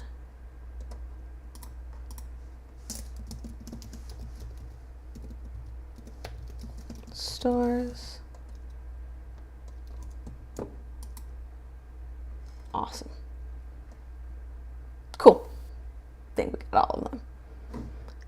So for these now, what we're going to do is, same reason I created that header link, we're going to basically have all of these populate on the list. So as I mentioned, I'm going to do all and shop black owned business separately. I'll probably go with black owned business because it is February, it's Black History Month. But if you are in a sort of in a country where the demographics are a little bit different, or you don't necessarily want to put that on your website, you could also put shop small businesses. But yeah, coming from an American context for the purpose of this tutorial, I will do black owned business. But in terms of being globally accessible, please feel free to put whatever you want to put there. As I mentioned, it's sort of like a more Western concept to put shop black owned business on something, which I'm very pro support of, as I do have a black owned business. But just to be globally accessible and globally aware, I think it's something to think about and consider when you're building this out. Anyway, it's just a simple site. Let's go ahead and build it. So as I mentioned, we have this box here, which is our dark blue box. We now want to create a second box below that, which is going to be our medium blue box. So box, we're going to say sx equals background color is colors.medium blue. Yep. And then within that now, we're going to add in our link. So we're going to say header link, and href is going to just be all, and we're going to create the all link. Cool. And then one other thing we need, as you notice, has this like 3 thing. We're going to go to the icons. I'm going to say, what is it? It's like a menu thing. Yeah, menu. I'm just going to grab that menu icon. Awesome. One thing I do really like about Material UI is that the names are like pretty straightforward. So like it's not super hard to find what you're looking for sometimes. There probably are some that I haven't used before that are probably a little bit more challenging to access, but okay, cool. We have our all there. I'm just gonna also also style this so it's display flex, and I'm going to align the items to be centered so that the words and the icon line up together.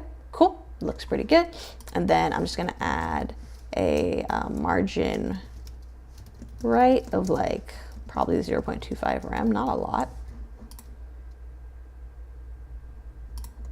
And yeah, looks pretty good.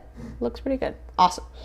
So now the reason I went ahead and I created this whole long list of links is so that I can actually map through them. So rather than like making header link this, header link that, and like taking up literally like 100 like lines of code, I'm just gonna map through them really quickly and use that as our list. So let me show you what I mean. So I'm gonna say link list dot map. For each link, we are going to go ahead and return same header icon, or header link, sorry, same header link. And then we're going to say the href is going to be our link, or it's going to be, sorry, slash whatever our link is. Cool. And then it's going to ask for a key because it's a map. So we're going to say the link is the key. And then we are going to actually say the link is now the child. So link is doing a lot of work here. Not like Legends of Zelda, but all right, cool. So now we have our links all here. Perfect. We do need to change one thing though. We need to make this a flex box, this larger box. So this medium blue box here, display flex. Save that. Good. And same issue. Let's align items to be centered, and we'll save that. Awesome. Pretty good. So then final aspect, or you know what? I think actually, hold on, let me take a quick peep. I think there's a little bit more space. So maybe I want to add like a margin right, especially because there's this big gap here. We wouldn't, let's do a margin right on all of these as well while we're here. Style equals margin right. Let's do 1 rem. Cool. And sorry, I don't want to put the link just like right there. I want to use a typography element for good practice and give it a type. So I'm going to say typography. I'm going to say variant equals body. Let's try body 2, see what that gives us. Yes, I like that. That's good, nice and small. I think we probably also want to do a typography element up here to match. Typography, because it was looking a little bit large, like a little bit imposing, for being just like a secondary menu. So you always want to think about what the size of your text and your icons are, because it plays into like the overall design structure of the page. So we'll say all. Cool, looks pretty good. Margin right, awesome. Yeah, so let's go ahead and add in our last link here. So we're going to say header link. The href is going to be shop black owned business, shop Bob, shop black owned. Let's try that. And then we'll leave that there. And then what do we want to do? We want to say, oh yeah, typography. And we'll say shop black owned. Is it black owned? Black hyphen owned? Let me check. Black owned, small o, small b. Another important thing to just be aware of when you're trying to do a one-to-one copy, like how did they capitalize things, right? It's super important. Body too. Save that. All right, awesome. And then one thing I failed to do here is say justify content space between. We'll save that. And so now, awesome. They're pretty well spaced out. Looking pretty good. Maybe I can reduce that that margin right to like maybe a 0.5, maybe 0.75.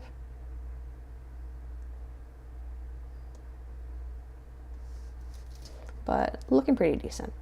All right, two things I want to do. I want to bold all, is it? And shop black owned business. Yeah, I want to bold those two. So I'm just going to add some font weight. So say SX equals font weight 700. Save that. And then down here, I'm going to say SX again, font weight 700. Oops, 700. That looks good. And then one little like final sort of thing that I want to do here. I'm not going to do the, I don't know, we can do it. I just don't love this like square thing. I think it's not like the greatest look in the world. I don't know if it was just me, or I think they used to have like an orange hover and I thought that was pretty cool. It's like this, like their regular like orange color. So I'm going to do that instead for the hover. So let's try and do that. So let's go to,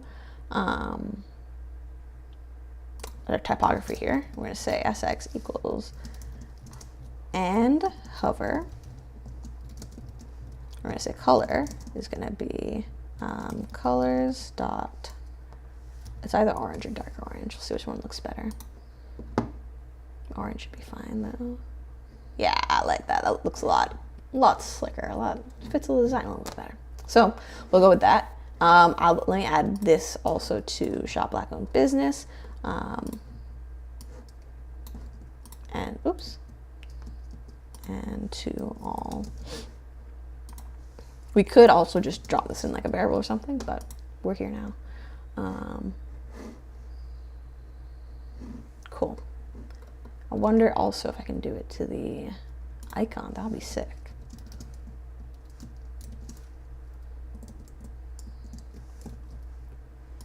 Oopsies.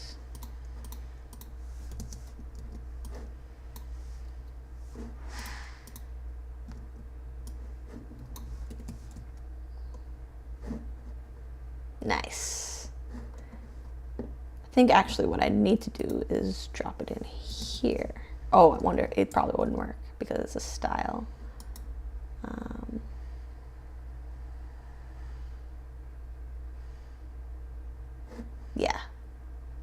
Yeah, that would not work. All right, so I have to do it separately. I could wrap it in a box, but again, not that deep, not the most important thing in this tutorial. So yeah, there we go. We have all of these. They all have links. If you check out the localhost 3000 in the bottom left corner there, the link is whatever the title of the link is. Not ideal. Like again, if you're building this out, you'd want to, instead of creating this list of just strings, you want to create them of objects with like, you know, a name, you know, of whatever, and then like the slug of whatever. You'd want to do it like that. But again, this is not the most important part of this tutorial. We have bigger fish to fry, essentially. Oops. But cool. So we have our header built out, essentially, pretty much set out, pretty good to go. We do need to add the functionality though. So let me go ahead and first off push all of this to GitHub. So we'll say build style header. Let's say style header. And we'll commit that and sync that up. So that first step is done. Let me check out any questions in the comments in the chat. Please feel free to drop them down below. And if you're seeing this after, please feel free to drop a comment down below. I will respond and answer any questions you do have about this build or other builds or coding in general. So yeah, next thing that we want to do, we want to go ahead and we want to we want to actually add in that functionality, that like searching, filtering ability in our actual search bar. So I'm going to close this because we don't need those. I need the search bar. And then I also need like a page for it to go to. So what I'm thinking here, right? We search, and then as Amazon does, instead of bringing up a modal, which, you know, I don't care, one way or the other, it's totally design choice, it directs you to another page. So we need to create that page for us to go to. So in our app, we're going to create a folder here, and we're going to call it search. Sorry about that. Again, that's why I created that other page called search bar, the other component, because I didn't want the two to overlap. So if we do a quick overview of app routing in Material UI, I think I dropped it. Did I drop it up here? Maybe not.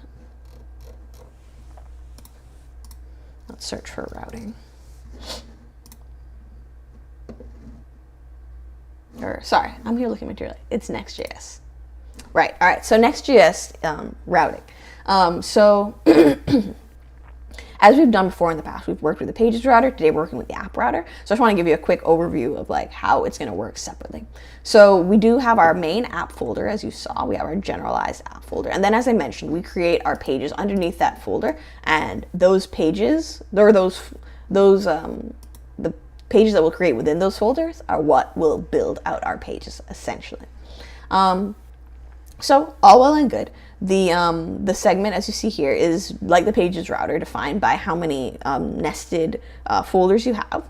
Pretty similar, we're used to that. But as I do mention, you do need to create a pages file or a page file within each folder in order for it to be considered part of that routing system, right? So it does allow a little bit more flexibility, et cetera, et cetera. One really cool thing that we will be able to do, let's see if it's on this page, is use dynamic routing.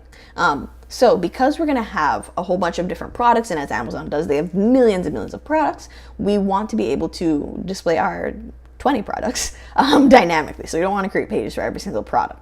We want to basically use a dynamic route for each of these products. So the way that you do this is by wrapping the folder's name in square brackets, and that will allow you to have a dynamic route. So if I want it to be like whatever.com /search/ whatever the parameter is, like it would be great if our products had slugs, but we didn't add those in. You could totally add those in, but I'm going to use the ID. So search/ or the query, sorry. So search / query, backpacks, as we did at the beginning.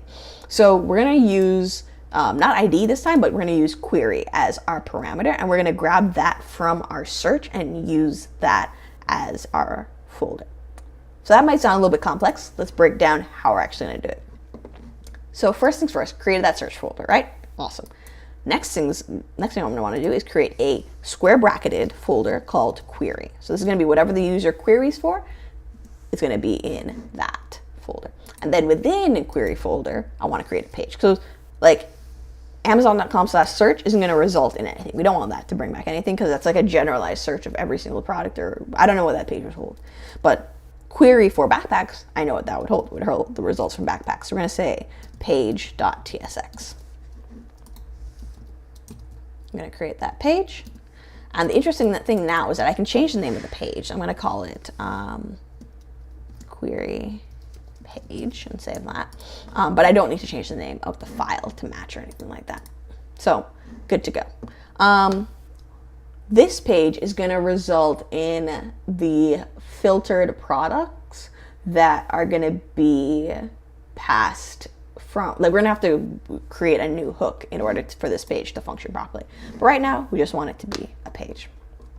So next thing we need to do is finish out our search bar. I believe it's our search bar component. So when the user types something in this search bar, we want it to be able to show up on our, we want to be able to save it somewhere, like have it in state, and then pass it to our query page, which will then call the search as the page loads. So let's break that down. So I'm going to start by initializing a variable called query and with a setter called setQuery. Equals use state, and it's going to start, and it's going to be a string, and it's just going to start as nothing. So it has no value to start with, which is exactly what we want. Cool. Awesome. So we have our query there.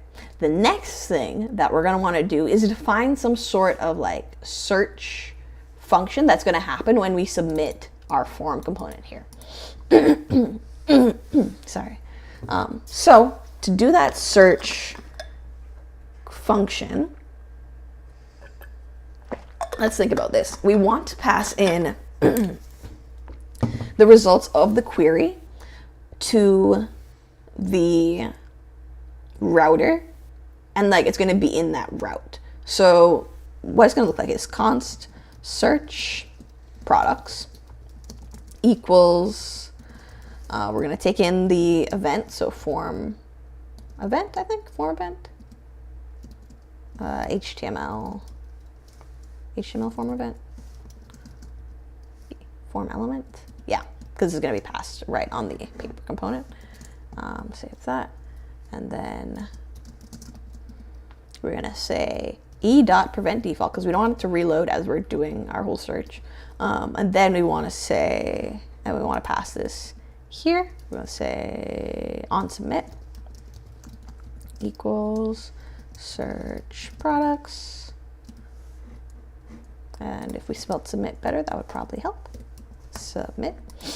And then we're going to say, so this is what's going to pass our query to the other page. We're going to say router. Oh, sorry, I need to bring in router. Const router equals use router.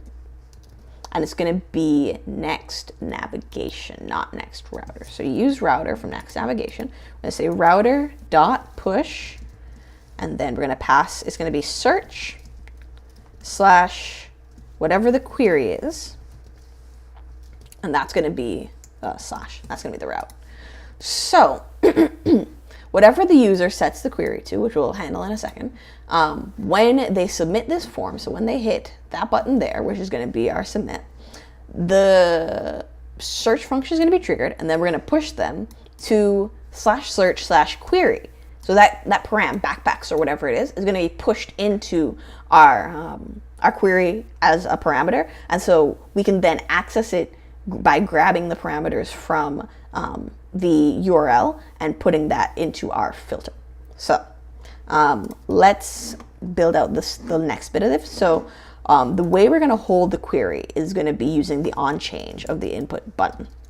So basically, what do? We grab E and we say on change. We want to just set the query to be e.target.value. So, oops, that value. So whenever this value changes, we want to set it to the target value of whatever it is. So when they type hello, I can even show you this. We can say console.log query, so you can see what I'm talking about. So if we go ahead and inspect, go to the console, and we say hi, you can see on the left-hand side here that it's triggering every time we type a letter. So that's exactly what we want to happen. We don't want to console log it every time, but we do want the query to be updated every time a letter is typed in. So on change, we are setting the query. The query, when we hit search on submit, is then going to be pushed to our router, and then we can grab that information when we complete, when we sort of move to that next page. The last thing we want to do here is make sure that this is a submit button, because if it's just a regular button, it might not, wouldn't trigger that submit. So we want to make sure that the type of button is submit.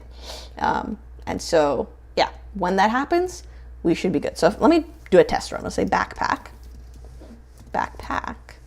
and then I'm gonna hit the search button. And if we've done it right, let's see. Oh, there we go. Yeah, nothing much happened, but it went to slash search slash backpack. And as you can see here, it says query page. So we know it's working, which is great.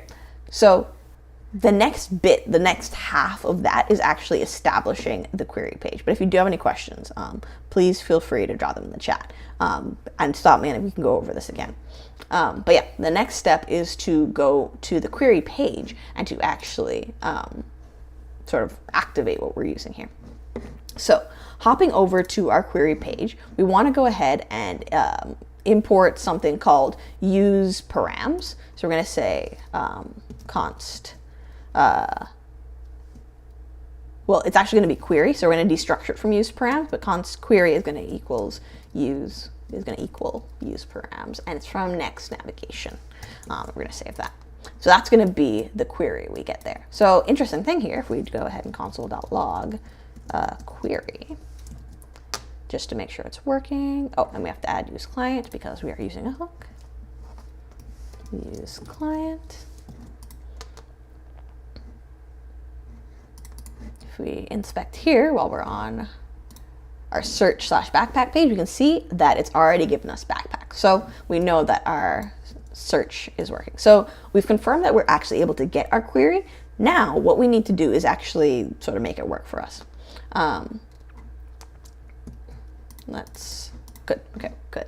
So let's go ahead and create that search filter. So this is going to be pretty interesting because it's a little bit of, I wouldn't say a roundabout way, but the way we want to search for this is not sort of like straight. It's not like, oh, just search for this, because so if we take a look at our data, for instance, let's go ahead to our table.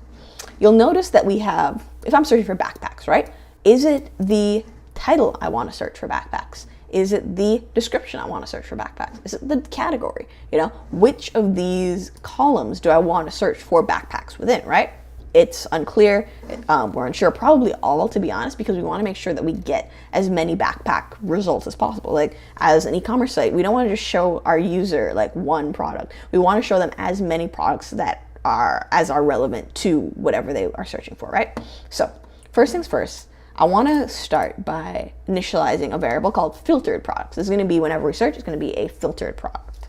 So we're filtering through our products to get our limited set of products. Now remember, we do only have 20 products, so it's going to be a very short list, but hopefully we can sort of show our examples.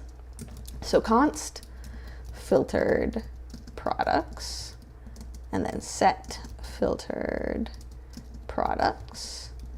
And we're going to say use state. And we're going to leave this as any. We're going to actually add in all the types in a little bit. But it's an array of any objects. All right, anything, I should say. And then we're going to say const get filtered products. And I said, if you do have any questions, please feel free to drop them in the chat below, or in the comments section. Equals async.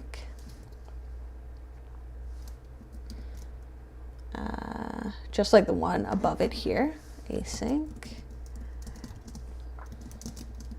const data, comma error equals await supabase dot from, same thing, we're sort of starting out similar, products dot select, dot select. So we want to select all, right, because we do want to get everything.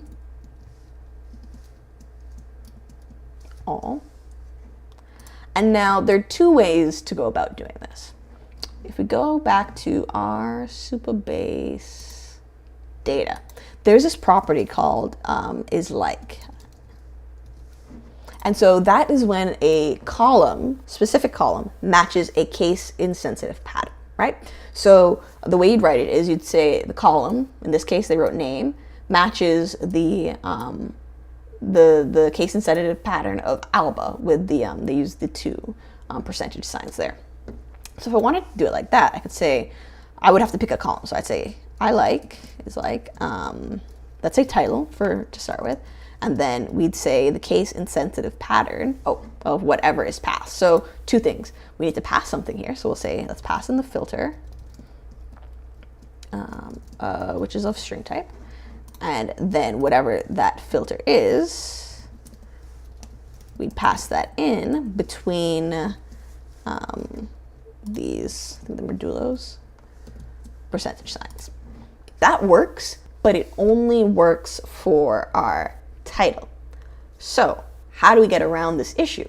Well, took a little bit of research, but the way to do this is to use another sort of selector that is called or. So rather than using the iLike, we're not going to use this at all. Or we're going to use it just not in that way. So we're going to say or. We're going to query for or. So it's going to sort of allow us to pass in multiple options and allow us to search for different, search within different columns for what we're looking for. So in my or, I'm going to check for in the title column. So the title column, same column. I'm going to then pass in my iLike. And then I'm going to search for my filter. So that, this filter, and add in that. So I'm just taking this and I'm putting it up here in a slightly different format. And that is going to be how I'm checking for multiple options. So we did title. Next one, we're going to do description. make sure you type this out correctly as well, because if there's a typo here, it's not going to work. I like dot, and I'm just going to copy this to make my life a little bit easier. Filter. And then finally, we're going to check the category. So if I had a backpack category, it'd be really useful. I like dot filter. Awesome. So from products, we're selecting all of them and then going through these to check, is it the title, or is it the description, or is it the category that contains whatever we're passing in our filter. Great. Next thing we want to do, same as before, we want to say if data, we want to then set filtered products to be data, right? And if error, console log the error, so we know what's going wrong. Cool. And then same thing down here. I'm going to pass in filtered, or I'm going to return, sorry, filtered products, and we're going to say get filtered products. And there we go. We've created our query for this. So when I go back to my query page, now I can actually use these filters here. Oh, and thank you for all the support in the comments. Appreciate. Do we use modulo bracket filter? Yes. Yeah. So exactly how you have it in the comments there, that's exactly how you want to do it. The percentage sign, $sign, curly brackets, and then filter in the middle. That's exactly right. And so yeah, if you do only have one column you want to search for, you can do that I like column name and then the filter within the quotation marks. You do need to add the quotation marks, but you don't want to use the backticks, so you could pass in the filter as like a variable. But yeah, you don't necessarily need to do the whole thing I did. It's because I want to search in more than one column that I did the whole thing, but not necessarily required. Cool. So now we need to actually grab this and display it on our page, right? So how I'm going to do this, I'm going to say const. I'm going to say filtered products, kind of like what we did at the beginning, just to make sure it was working. Filtered products, and get filtered products. And we're going to say use Supabase. Call that. Good. Good to go. And then within a use effect up here, effect, we are going to call the actual search. So we're going to say get filtered products. We're going to pass in the query, and then yeah, should return our filtered products. So we're going to pass in get filtered products here, so we don't call this 1,000,001 times. And we're going to pass in query here, and I'm going to add use effect, import it from React. I could also just type it out. Oops. Use effect. We're going to save that. Cool. Now we're getting an error on query here because the argument of type string / string array is not assignable to the parameter of type of string. Type string array is not assignable to type string. Fair enough. Because yeah, the query could be of an array type, and that's not, we want like just a string. So what I'm going to do here, I'm going to actually explicitly declare it to string, or call to string, so it'll convert it to a string, and that will get rid of that error there, and hopefully fix any problems that we might have. All right, so if all has gone well, when I console.log filtered products here, it should work.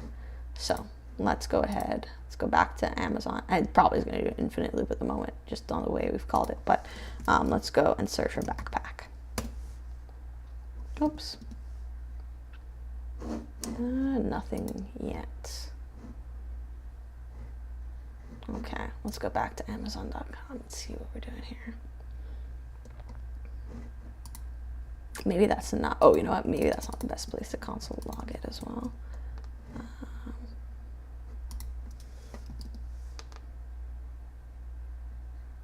No, still nothing there. All right, let's go ahead and pass this in.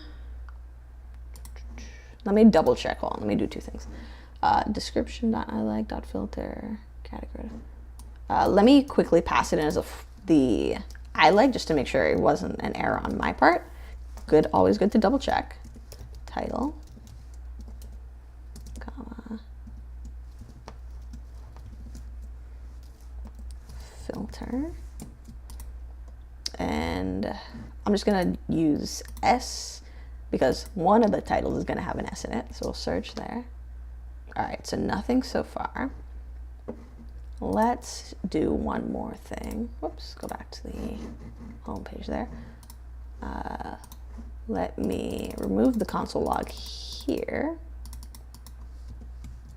And I'm actually going to put it in to search results. I'm gonna sort of have a nested component here and see if that fixes it. Container, material UI. And then I'm going to create a component called search results.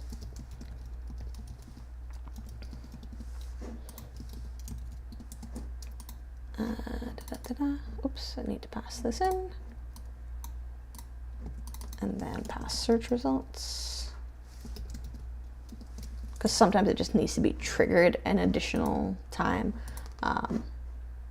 which is not ideal, but that might be what's causing the issue. Okay, we have search results.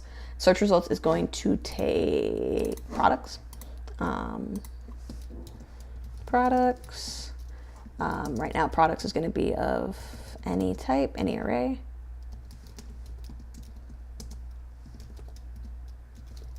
Oh, you know what? It's probably, wait, hold on, let me just check. No, I did that right, okay. Sometimes I forget to set the filtered products to the right thing, and that creates a big issue. All right, so products going to be of any, and then products here is going to be filtered. Yeah, it could just be as simple as I'm console logging it in the wrong spot. Cool, set that there. And then let's try console logging it here.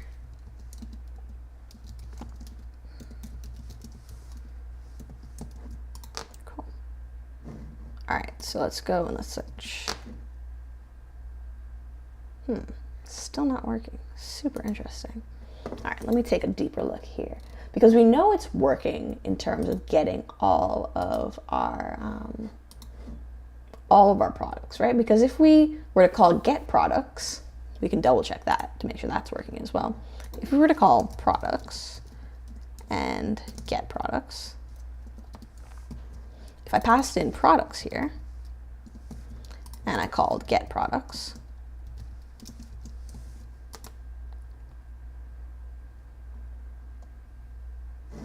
should get results. Right, so I'm getting all the results. So we are hooked up to our database. So it's something to do with the way that we're querying for it. So let's take a look here.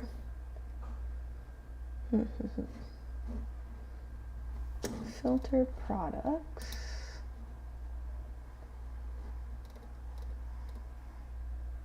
Use super base is from the right thing. Yep. And if anybody sees an obvious error, please feel free to drop it in there. In the code. Oh, okay, thank you. You saw my mistake. So I used a $sign instead of... oh, I'm totally missing these. Wow, that's such a silly mistake. Appreciate y'all in the comment section because you're finding my mistakes. All right, so let me go and fix this. That's where it was. Yeah, I'm using the wrong. Thank y'all. Thank you for checking out what I'm doing here. So really dumb mistake here. I'm just putting the wrong symbol. So thank you for checking out what I'm doing. All right, so yeah, that was a really silly mistake. So as Kunzu in the comments said, it should be modulo or %sign. $sign filter, that's just to like pass in a variable in React, and then the same percentage symbol. And if you don't do that, you will not get the results you're expecting. All right, so then when we go to here, when we go to our products, we should pass it in filtered products. Good. And then when we go to our result results and we console log products, let me refresh the page, we should just get results. Oh, sorry, we are console logging. We are also still getting all the products. Let me just remove that there. Okay. Yeah, computer's a little bit slow because we're streaming as well. Where's the other console log?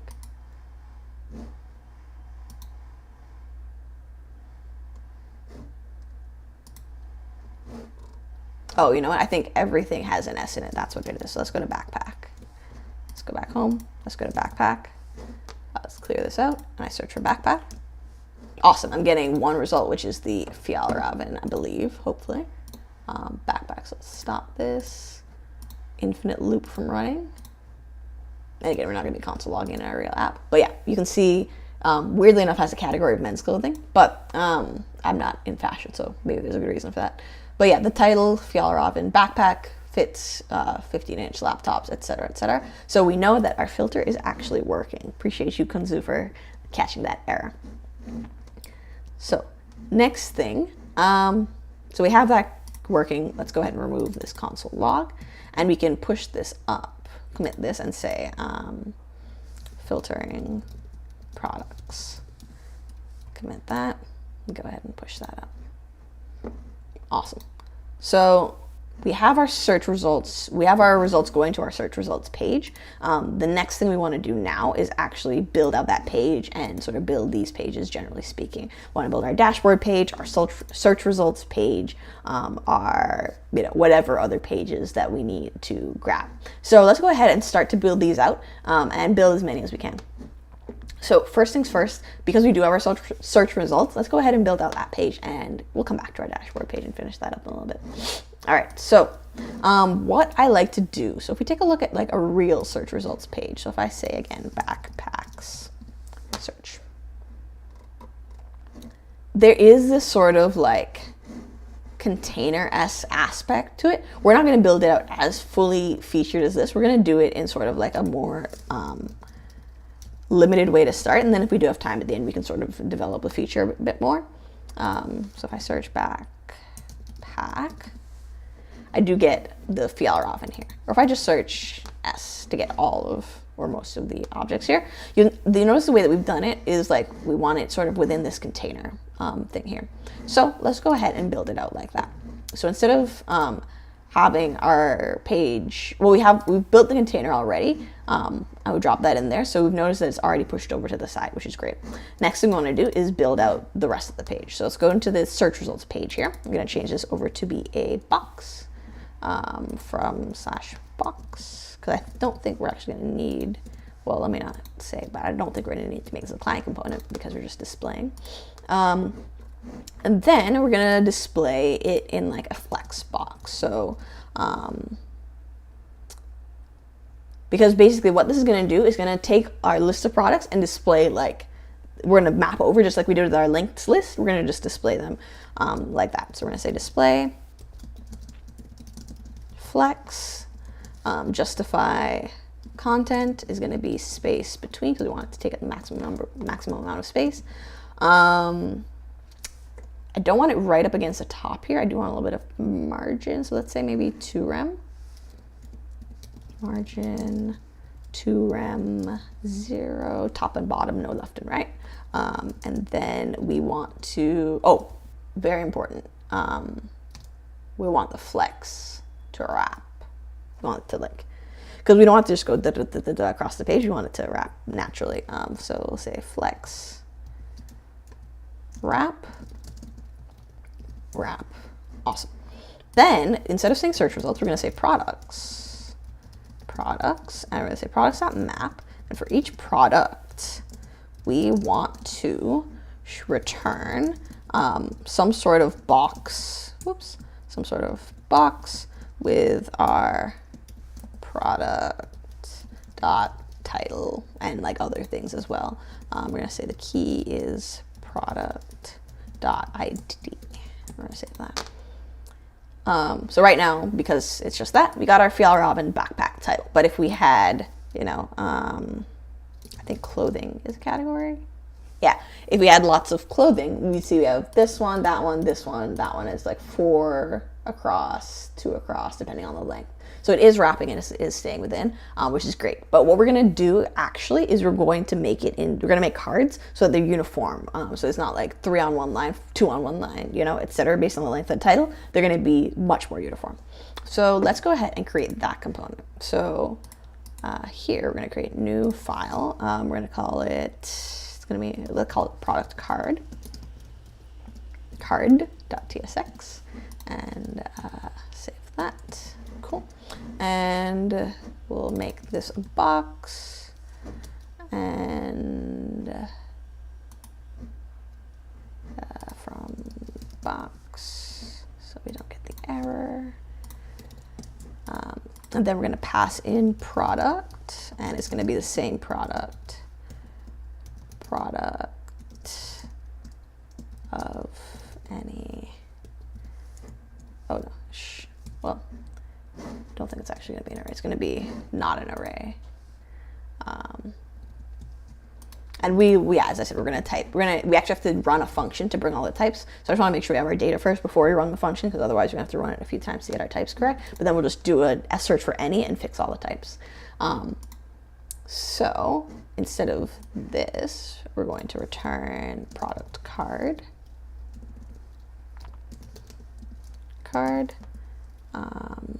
Product equals product. Oops, product.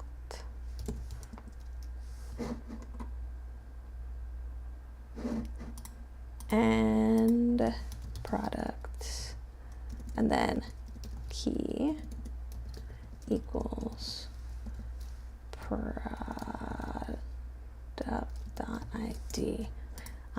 Oh, thank you for watching. Appreciate checking out the work here. Awesome. Cool.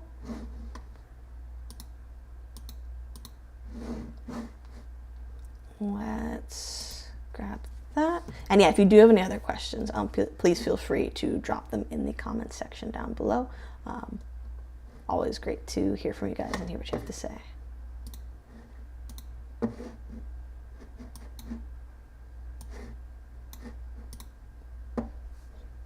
All right, cool. So yeah, we're passing in the product, and then here now we're going to access this product. I'm going to say product, again, just dot title, and maybe we'll even say, we'll say product dot price, just to make sure that we're getting it correctly. I'll save that. And there we go. Yeah, we're seeing our title and our price. Not very well formatted, but they are there. Sorry about that. So yeah, we know that that is working and it's going well. All right, so next thing that we need to do here is we need to go ahead and actually build out this card. So this card here, you'll notice that we have our image, we have a sort of like truncated version of our title here. We have, our stars, our rating, and we have the price down at the bottom. So let's go ahead and build that piece out. All right, so first things first, we want to go ahead and build out the actual like image and all of those pieces. We want to display the image, I should say, because the image is going to have a large impact on what we do with the rest of the space. So we'll say image, next image, and if you remember, we need an alt. So the alt is actually going to be the product.title, so that it's like relevant to the product. The source is going to be the product.image, and if you remember earlier on, I added something to our next config. Definitely check that out. If you're having any errors in this section, check out the next config in the repository. All right, so we have our product.image, and then we have our what else do we have there? We have our width, which I'm going to set maybe to 200, and our height, which is going to be, let's say 250 for now. And then, yeah, that should be good. Then I'm going to wrap these in typography.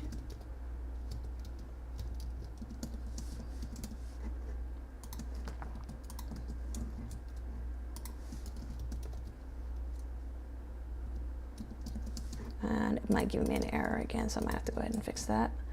Oh no, we're good to go.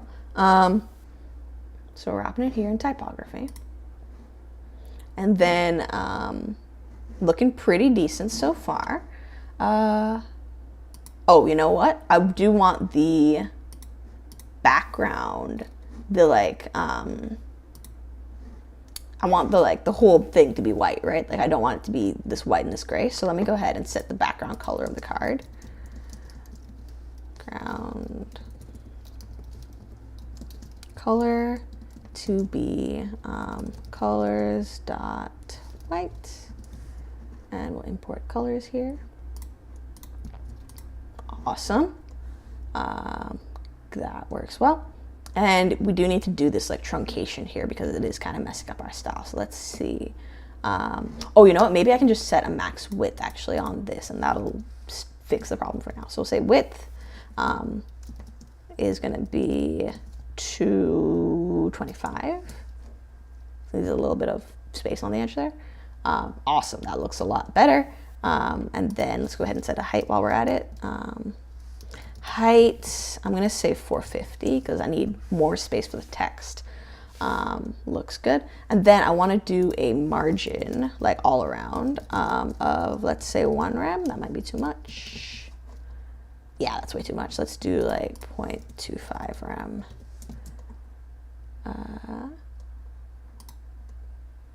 Oh, maybe it's like on the left and the right. All right, let's do 0.5 rem. And then we need some padding all around the edges here. So let's do 1 rem there. 1 rem. And then I want to, oh, I didn't write display flex, Lord. All right, let's say display, oh, that's for the internals as well. So display flex, and we'll say just, or flex direction. Column. And we'll say justify content space between, because we don't want it centered. We want it towards like using all the edge, using all the space. Looks pretty decent. And then what else? Well, then we need to like actually style out the rest of our actual product itself. All right. So that looks pretty decent though. Like the padding is not too bad. Pretty equivalent actually to what we have here. I would like it if it was a little bit more even. I should say the margin, not the padding. If I put 1 rem, no, that's way too much. What if I have no margin? What does that do? Oh no, that looks terrible on the bottom. All right, let's go back to what we had before we break it. Let's go to 0.5 rem. Looks good enough. All right, you don't need to be perfect. This is educational. All right, but the next thing that I do want to do, I want to sort of like truncate the string, because it doesn't need to be that long, right? I also want to change the style, so I want it to be a little bit bigger. So let's do those two things. So let's say change this to be variant equals h2. So it's really big now.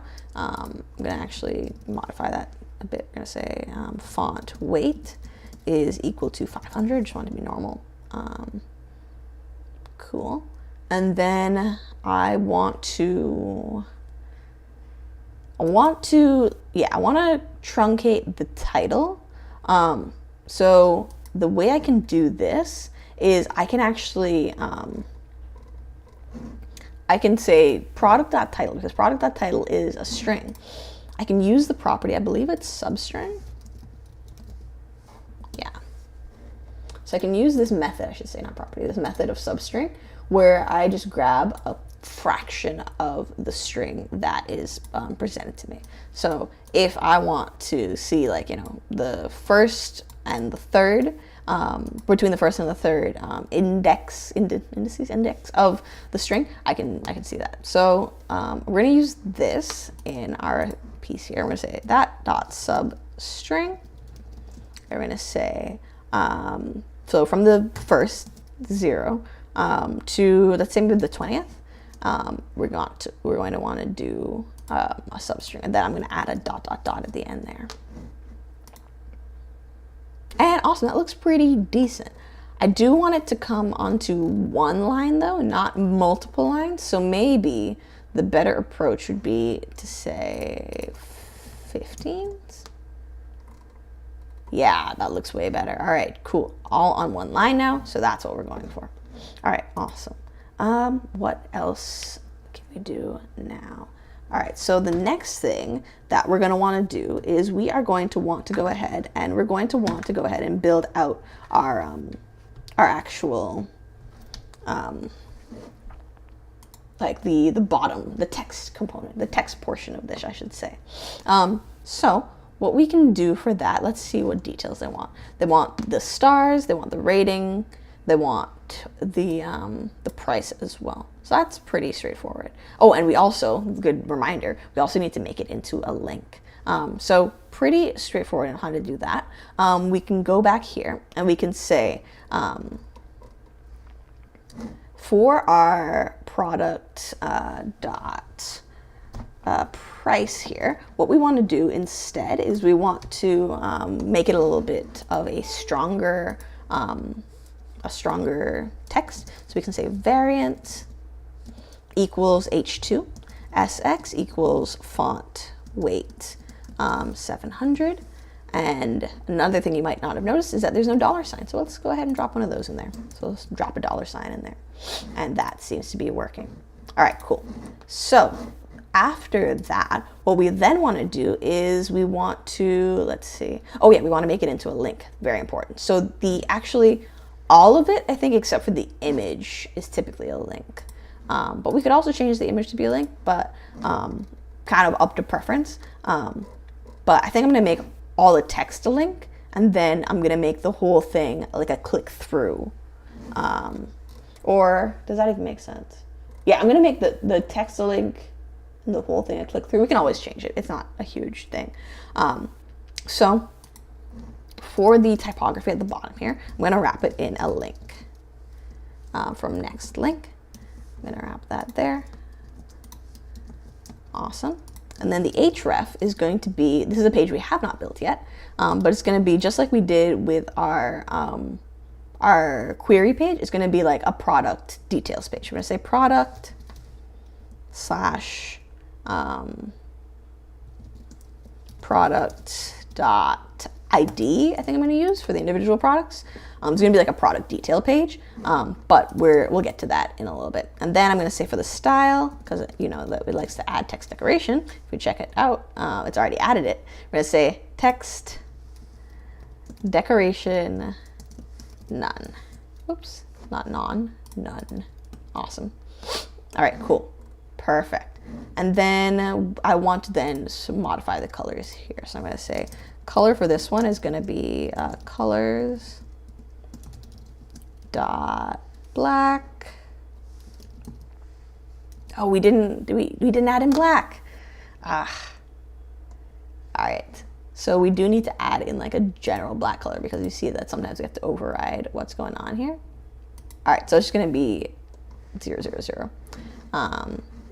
So let me go back to my colors. I'll add in black.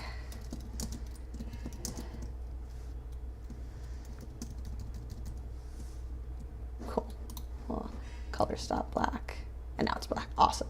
We're going to add the same color to the price as well. Save that there. And then we are going to add,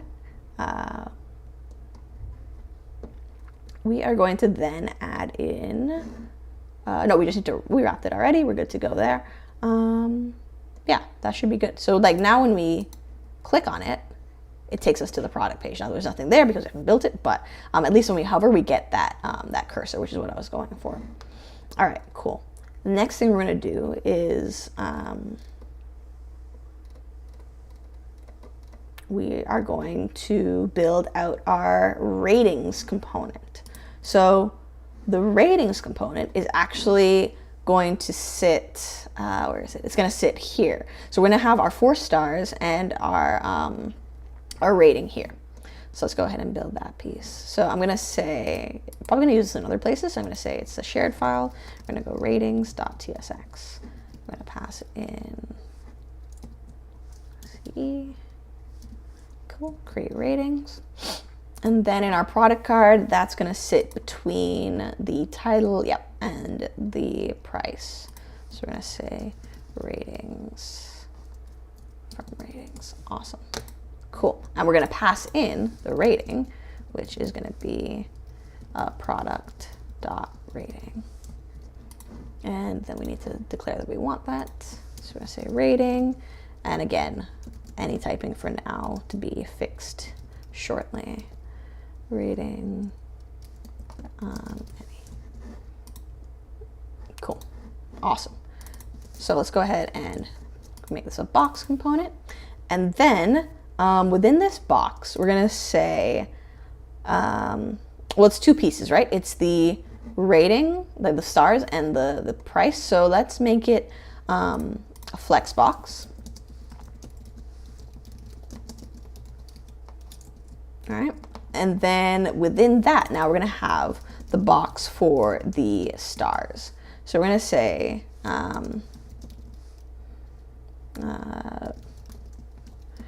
whoops, just give it a little bit of space between the stars and the actual like count itself. I think that's the word. And then for our image, we're gonna import that from Next. We are going to have, so the alt is gonna be star. The source is going to be, let's go ahead and check out our public folder here, star icon, / star icon. And then the height, let's say that it's 20, and the width, let's, whoops, not while, width, let's say that it's also 20. We'll save that. And yeah, that looks pretty good. All right, so that's gonna be our image, and we're just gonna put in 4 for now. We can generate them dynamically later, but we'll just do a basic 4 for the design for the moment, so we can see if it's working. And then, or if it looks good, then we'll add in our actual rate, like whatever the number of, the actual like number of reviews, that's the word. So we're gonna make it an H2. We're gonna pass in, you noticed how when I hovered, it was like teal already, and then it hovered and turned to orange. We're gonna add in that little feature. So we're gonna say the color is gonna be colors, import that, dot teal. And then we're gonna say, and hover, the color is going to be, oops, colors dot orange. Put a comma there. And yeah, that'll be that. And then within there, we're gonna say it's gonna be rating, oops, rating dot count. All right, awesome, awesome, awesome, awesome. So take a look at it now. Looks pretty good. I think I don't want it bold, so I'm gonna actually modify that. In our ratings, where is that? Yeah, let's say font weight 500. Good. And then I think this needs to like align items to the center, I think.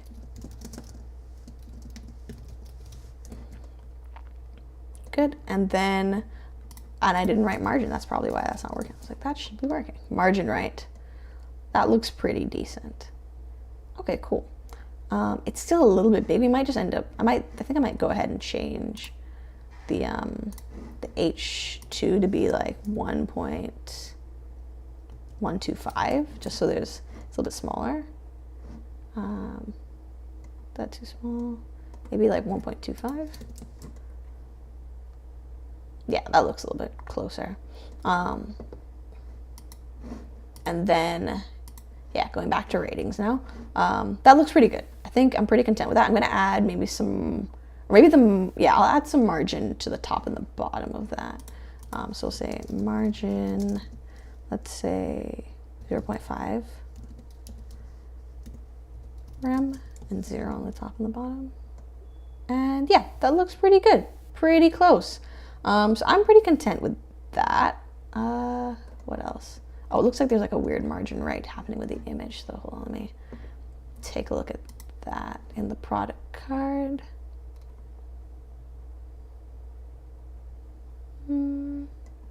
Let's go ahead and inspect this. Just seems like they're sitting a bit to the right. Oh,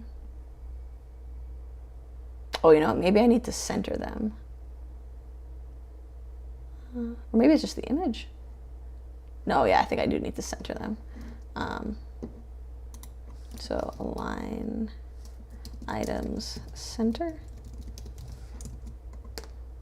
Yeah, there we go. All right, so that looks much better. I guess I want the image centered.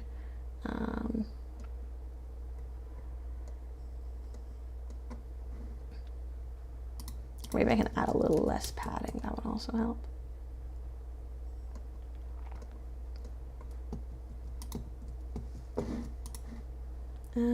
Let's take a look.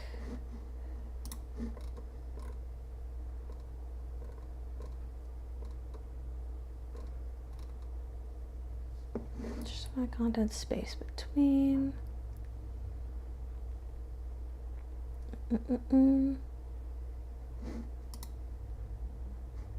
Oh, thanks. Just checking out the comments here. Yeah, thank you. I know I try and make it, like, explain. The comment was, thanks for sharing. It's helpful explaining the reasoning while I code. Yeah, I'm trying to explain like why I'm making the choices I'm making, just because I think it makes it a little bit easier to understand, like, you know, why you should or should not do something when you're building it.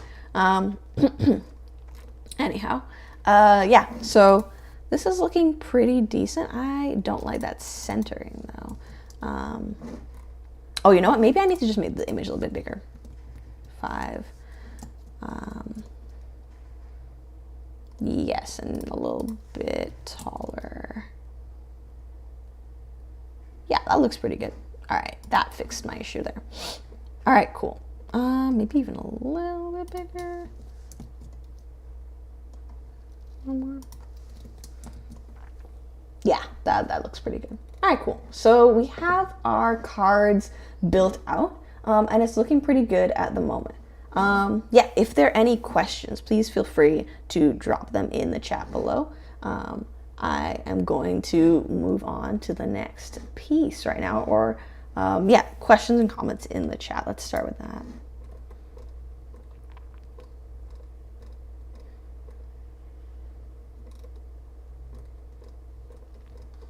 All right. No questions? All right, we'll keep going. All right, so the next thing that we want to do here is we want to then build out our product pages, right? So when you go and click on a product, like, we want to actually build out that page with that URL that gets that individual product. So let's go ahead and build out the logic for that.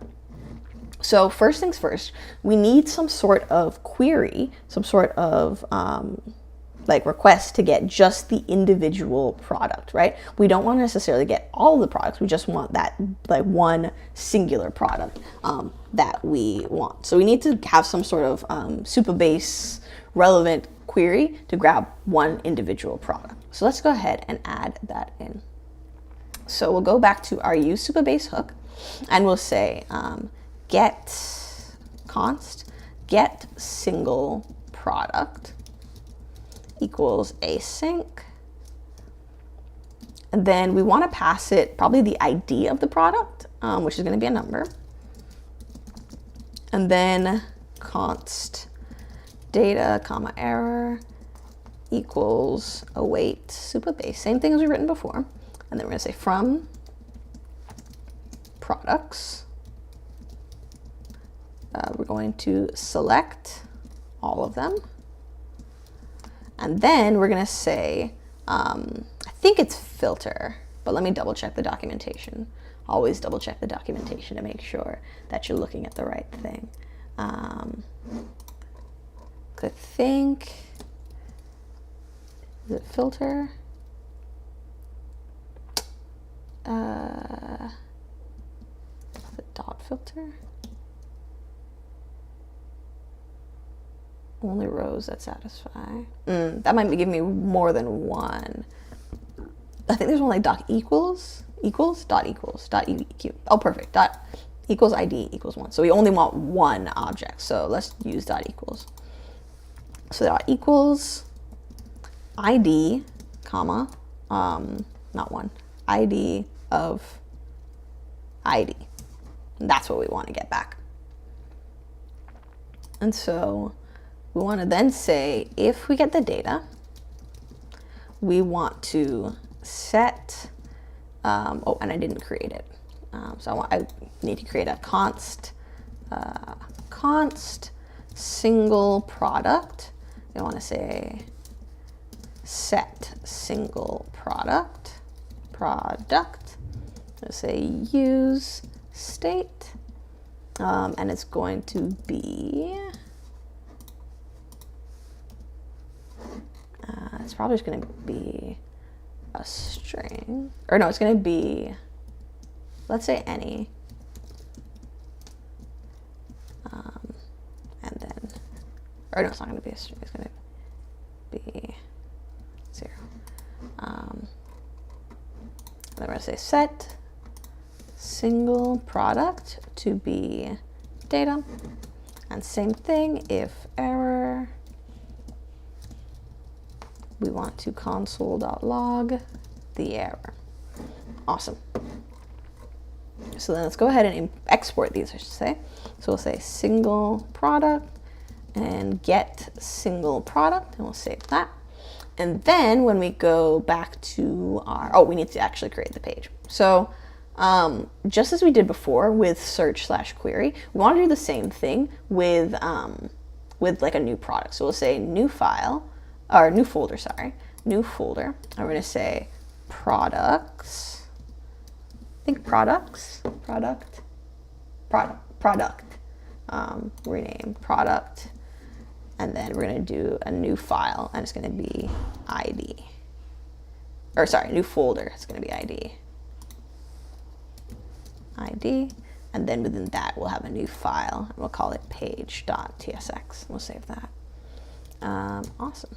Let's say that, and we're going to call this product page. We're going to save that. So this is now the page that is going to show up when we actually submit our query for our data. Or our, like, we click on our product, I should say. So the way that this is going to work is that when we click on our product card, we want to push ourselves to this product page with the relevant ID. So heading back to our product card, let's hook that up. So the way that we want this to happen is we basically are going to add like an on click to this box. So anytime we click on the entire box, anything over here, we want it to actually run that push. So we'll say, let's create the function. So we'll say const select product equals, oh, same thing, we need to pass in the E, the event handler. We'll say it's any for now, but we'll change that. We'll say e.prevent default. And then we'll say router dot, oh yeah, we need to also create the router. So we'll say const router equals use router from next navigation. We'll say router dot push slash product dot ID. And so on click of the box, we are going to call select product. Cool. So if we've hooked this up correctly, it should just take us to that like generic card. Question in the comments though. I'm not sure if you already explained this, but why are all the variables of type any? Doesn't that defeat the purpose using a variable of typing? Yes, that totally does defeat the purpose. We're actually going to do a singular piece on typing, just because we need to pull in all the types from Superbase at once. So I want to make sure that we're actually getting all our data back correctly first, and then not having to modify or add an extra column before we pull in the types, because then we'll have to pull it in 2 or 3 times, which is kind of annoying. But yeah, great question. Let's go ahead and type it right after this. So yeah, to make sure this is working, let's go ahead and click on one of our products, and awesome, so it worked. clicked on the product, gave us the ID of 2, and it brought us back to the product page. So we know that it is actually working correctly and that we don't necessarily have any issues there. So that's great. The other side of that now is actually getting the details, the data that we have in that query we just made. So same thing that we did when we did our search page here, we're gonna have to use one of these use effects to find the product. So we'll say const single product, get single product. I think these are the right words. We'll say use Supabase. I think I need to make it a client component, otherwise it's going to give me an issue. And then we're going to say use effect. And we're going to say we want to get single product, but how are we going to get that? We need to use our params. So we'll go back and we'll say const ID equals use params. Grab that from Next Navigation. So as you'll notice, this was query in the last one, but in this one it's going to be ID because what we're passing in has the is the parameter of ID. Where is it there? Yeah, it is the product ID here. So we're passing in that ID, and then we're going to pass it in here. We're going to say ID, and it's of type string, not assignable to type of number. So that is an error that you can run into when you're going through basically and creating these pages. What you can do is actually just cast it as a number. You can say number bracket ID because we know it's a number. Like there's no way for it to not be a number. We're certain of this fact, so in this case we can do this safely. So we can say get single product, and then we can go console.log single product. We'll see if that works for us there. Go ahead and inspect our console. Cool. Go back here. Backpack. Backpack. Yes. Oh no. Product does not exist. All right, so we've messed up somewhere down the line. Let's take a look at where that is. Oh, you know what? Maybe I need to also pass an ID here.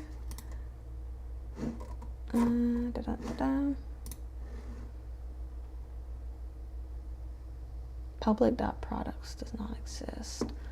Oh, it looks like it's something on the Supabase side. Single product, get single product. Oh, I've spelt it incorrectly. Well, there we go. All right, awesome. So we are getting some sort of data here. Let's take a look. Should be our fial. Why did you keep going? Stop.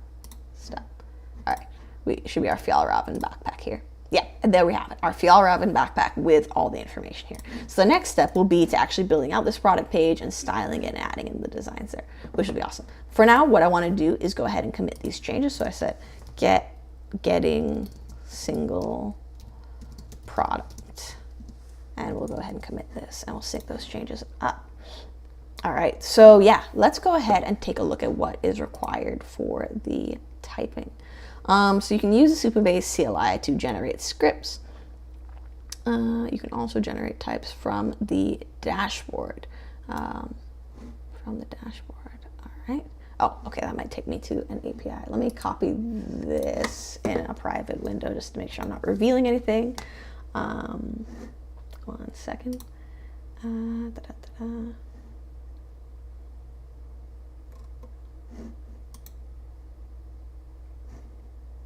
Okay, awesome. So yeah, this is actually a really straightforward way to do this. So let me pull this up so you guys can see. All right, so we go here into generate from the dashboard, which is actually really convenient. We're gonna go into this project. And then what we need to do here is actually just hit this button that says generate and download types. So we're gonna click that, and it's gonna actually generate all the types that we need. I've already done this, so it's gonna pop up like a second option, but it is there. So what I'm gonna do on my end here, I'm just gonna grab that from my downloads folder and drag it into my project here. I'm gonna create a new folder. I'm gonna call it types in case I need to type anything else. And then I'm just gonna grab this new type in here. Where did we go? Yeah, here it is. Drag it in there. And then we have our type here. So looking pretty good. This is basically all the types we need to use in our project. So now that we have this here, and we're pretty certain about that our data is not going to change or anything like that, we can now go ahead and actually drop in our types in various locations. So the first place we're going to use this is in our library. So by adding the type here to the entire project, it's going to make us using our types much more easy and much more effective and much more consistent across our project. So let's say here, we're going to say database types from Supabase, and there it is. So we have our database as a type here. Then we need to go into our Supabase hooks, and now we need to go ahead and type these. So one thing that I found to be useful with the types here, they do provide you with a lot of types, but sometimes you don't get all the sort of like nitty gritty types that you need. So you don't get like the product type or the rating type. So what I'm going to do here is actually create those at the bottom. So I'm going to say export const. And there's actually, let me just pull up this documentation as well so I can show you what I mean. Let's say Supabase typing.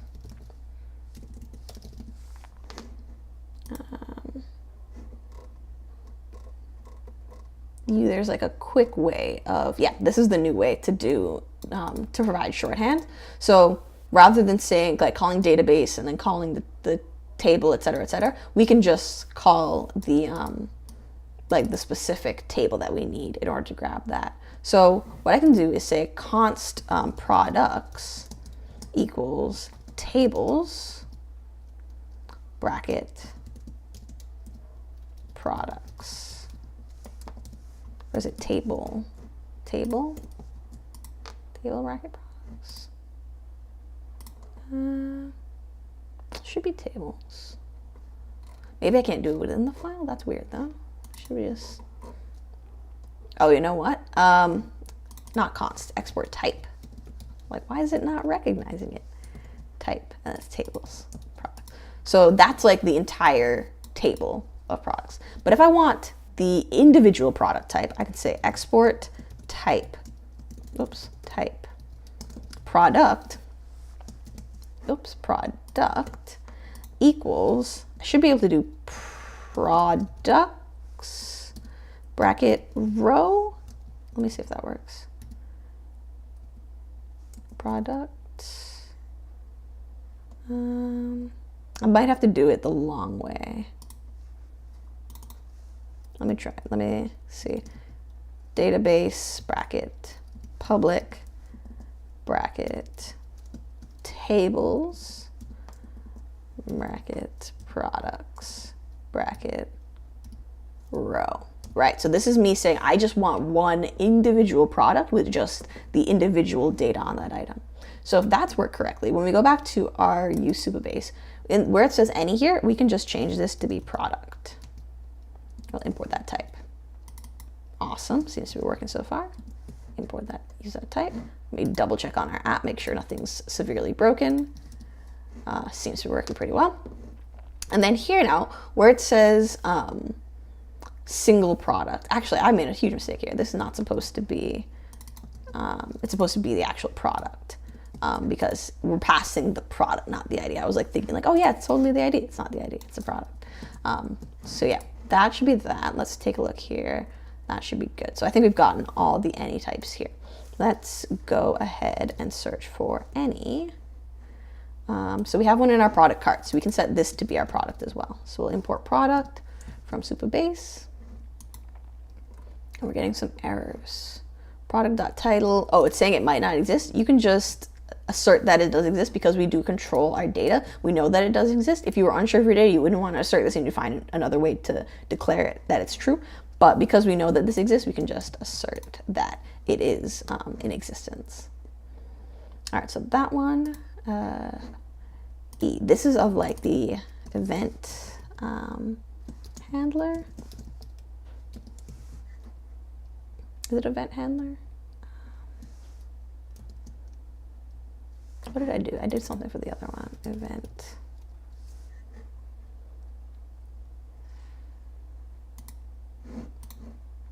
Oh, it was form event. I wonder if that, I don't think that's gonna work.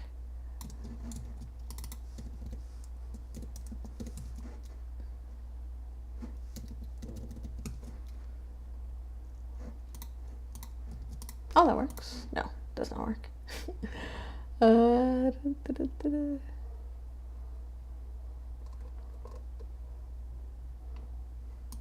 Mouse event handler. That's what it should be. Then we'll just import that.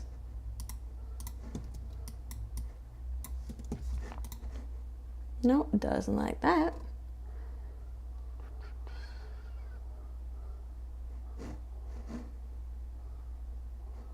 Mouse event. Mouse event.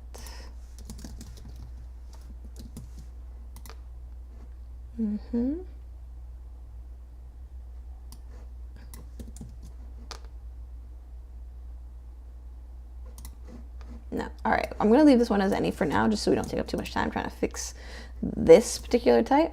But you've seen how to do it correctly in the in this, where it's a form and you get a form element. Because it should be a div and a mouse event, but that doesn't seem to be correct. So you need to do a little bit more research onto that one specifically. Let's go back to our any typing. Skipping the product card for that. So here we can use product again. And for rating, oh yeah, so we need to add a rating type here. Rating, let's see, if we go back to our types, we can create the same rating by saying export type. I think I can use product here. I can say product bracket rating. Awesome. And then I'll just use that as a type in ratings. And we'll say type of rating. Oh, doesn't like that. Oh yeah, this was giving me an error earlier. So maybe we don't use the type rating, we'll just type it ourselves. So we'll say that rating has a rate, which is a number, and a count, which is also a number. And that should work. And then we're getting an error here. Product. Oh no, sorry, not rate, rating. Oh, I wonder if that's the issue. Rating, product.rating.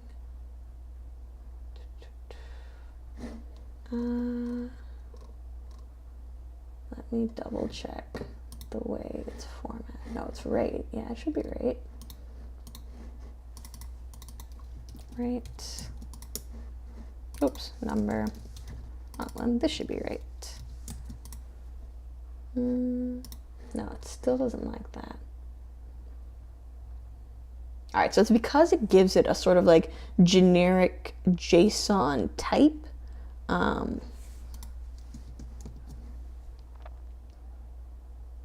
Which is not ideal. So I'm gonna leave this any typed as well for now. Again, not ideal, but we know that our data is consistent in this section. All right, so yeah, what I'm gonna do for now, I'm gonna end the stream today at this point. I'll pick back up if you stay tuned to the YouTube channel. Keep your eye on the subscribe, hit the notification bell to be notified when the next stream is going live. And yeah, I hope you've enjoyed this first part 1 of how to build a full stack e-commerce website. And yeah, looking forward to part 2. And in the next part, we're going to be, let me just give you a little preview of what's coming up. Next part, we're going to be actually finishing out building out our product page. We're going to be building out our cart. We're going to actually start to install Redux. We're going to add the persister. We're going to remove items from cart. And yeah, building out a few more custom components like custom buttons, headers, footers. Well, we built the header already, but like the footers, the rest of the dashboard page, orders page, etc., etc. So at least one more part in this series. So please stay tuned for the next one. And if you do have any questions, any comments, leave them in the chat below, leave them in the comments section below. And I look forward to seeing you in the next one. Bye-bye.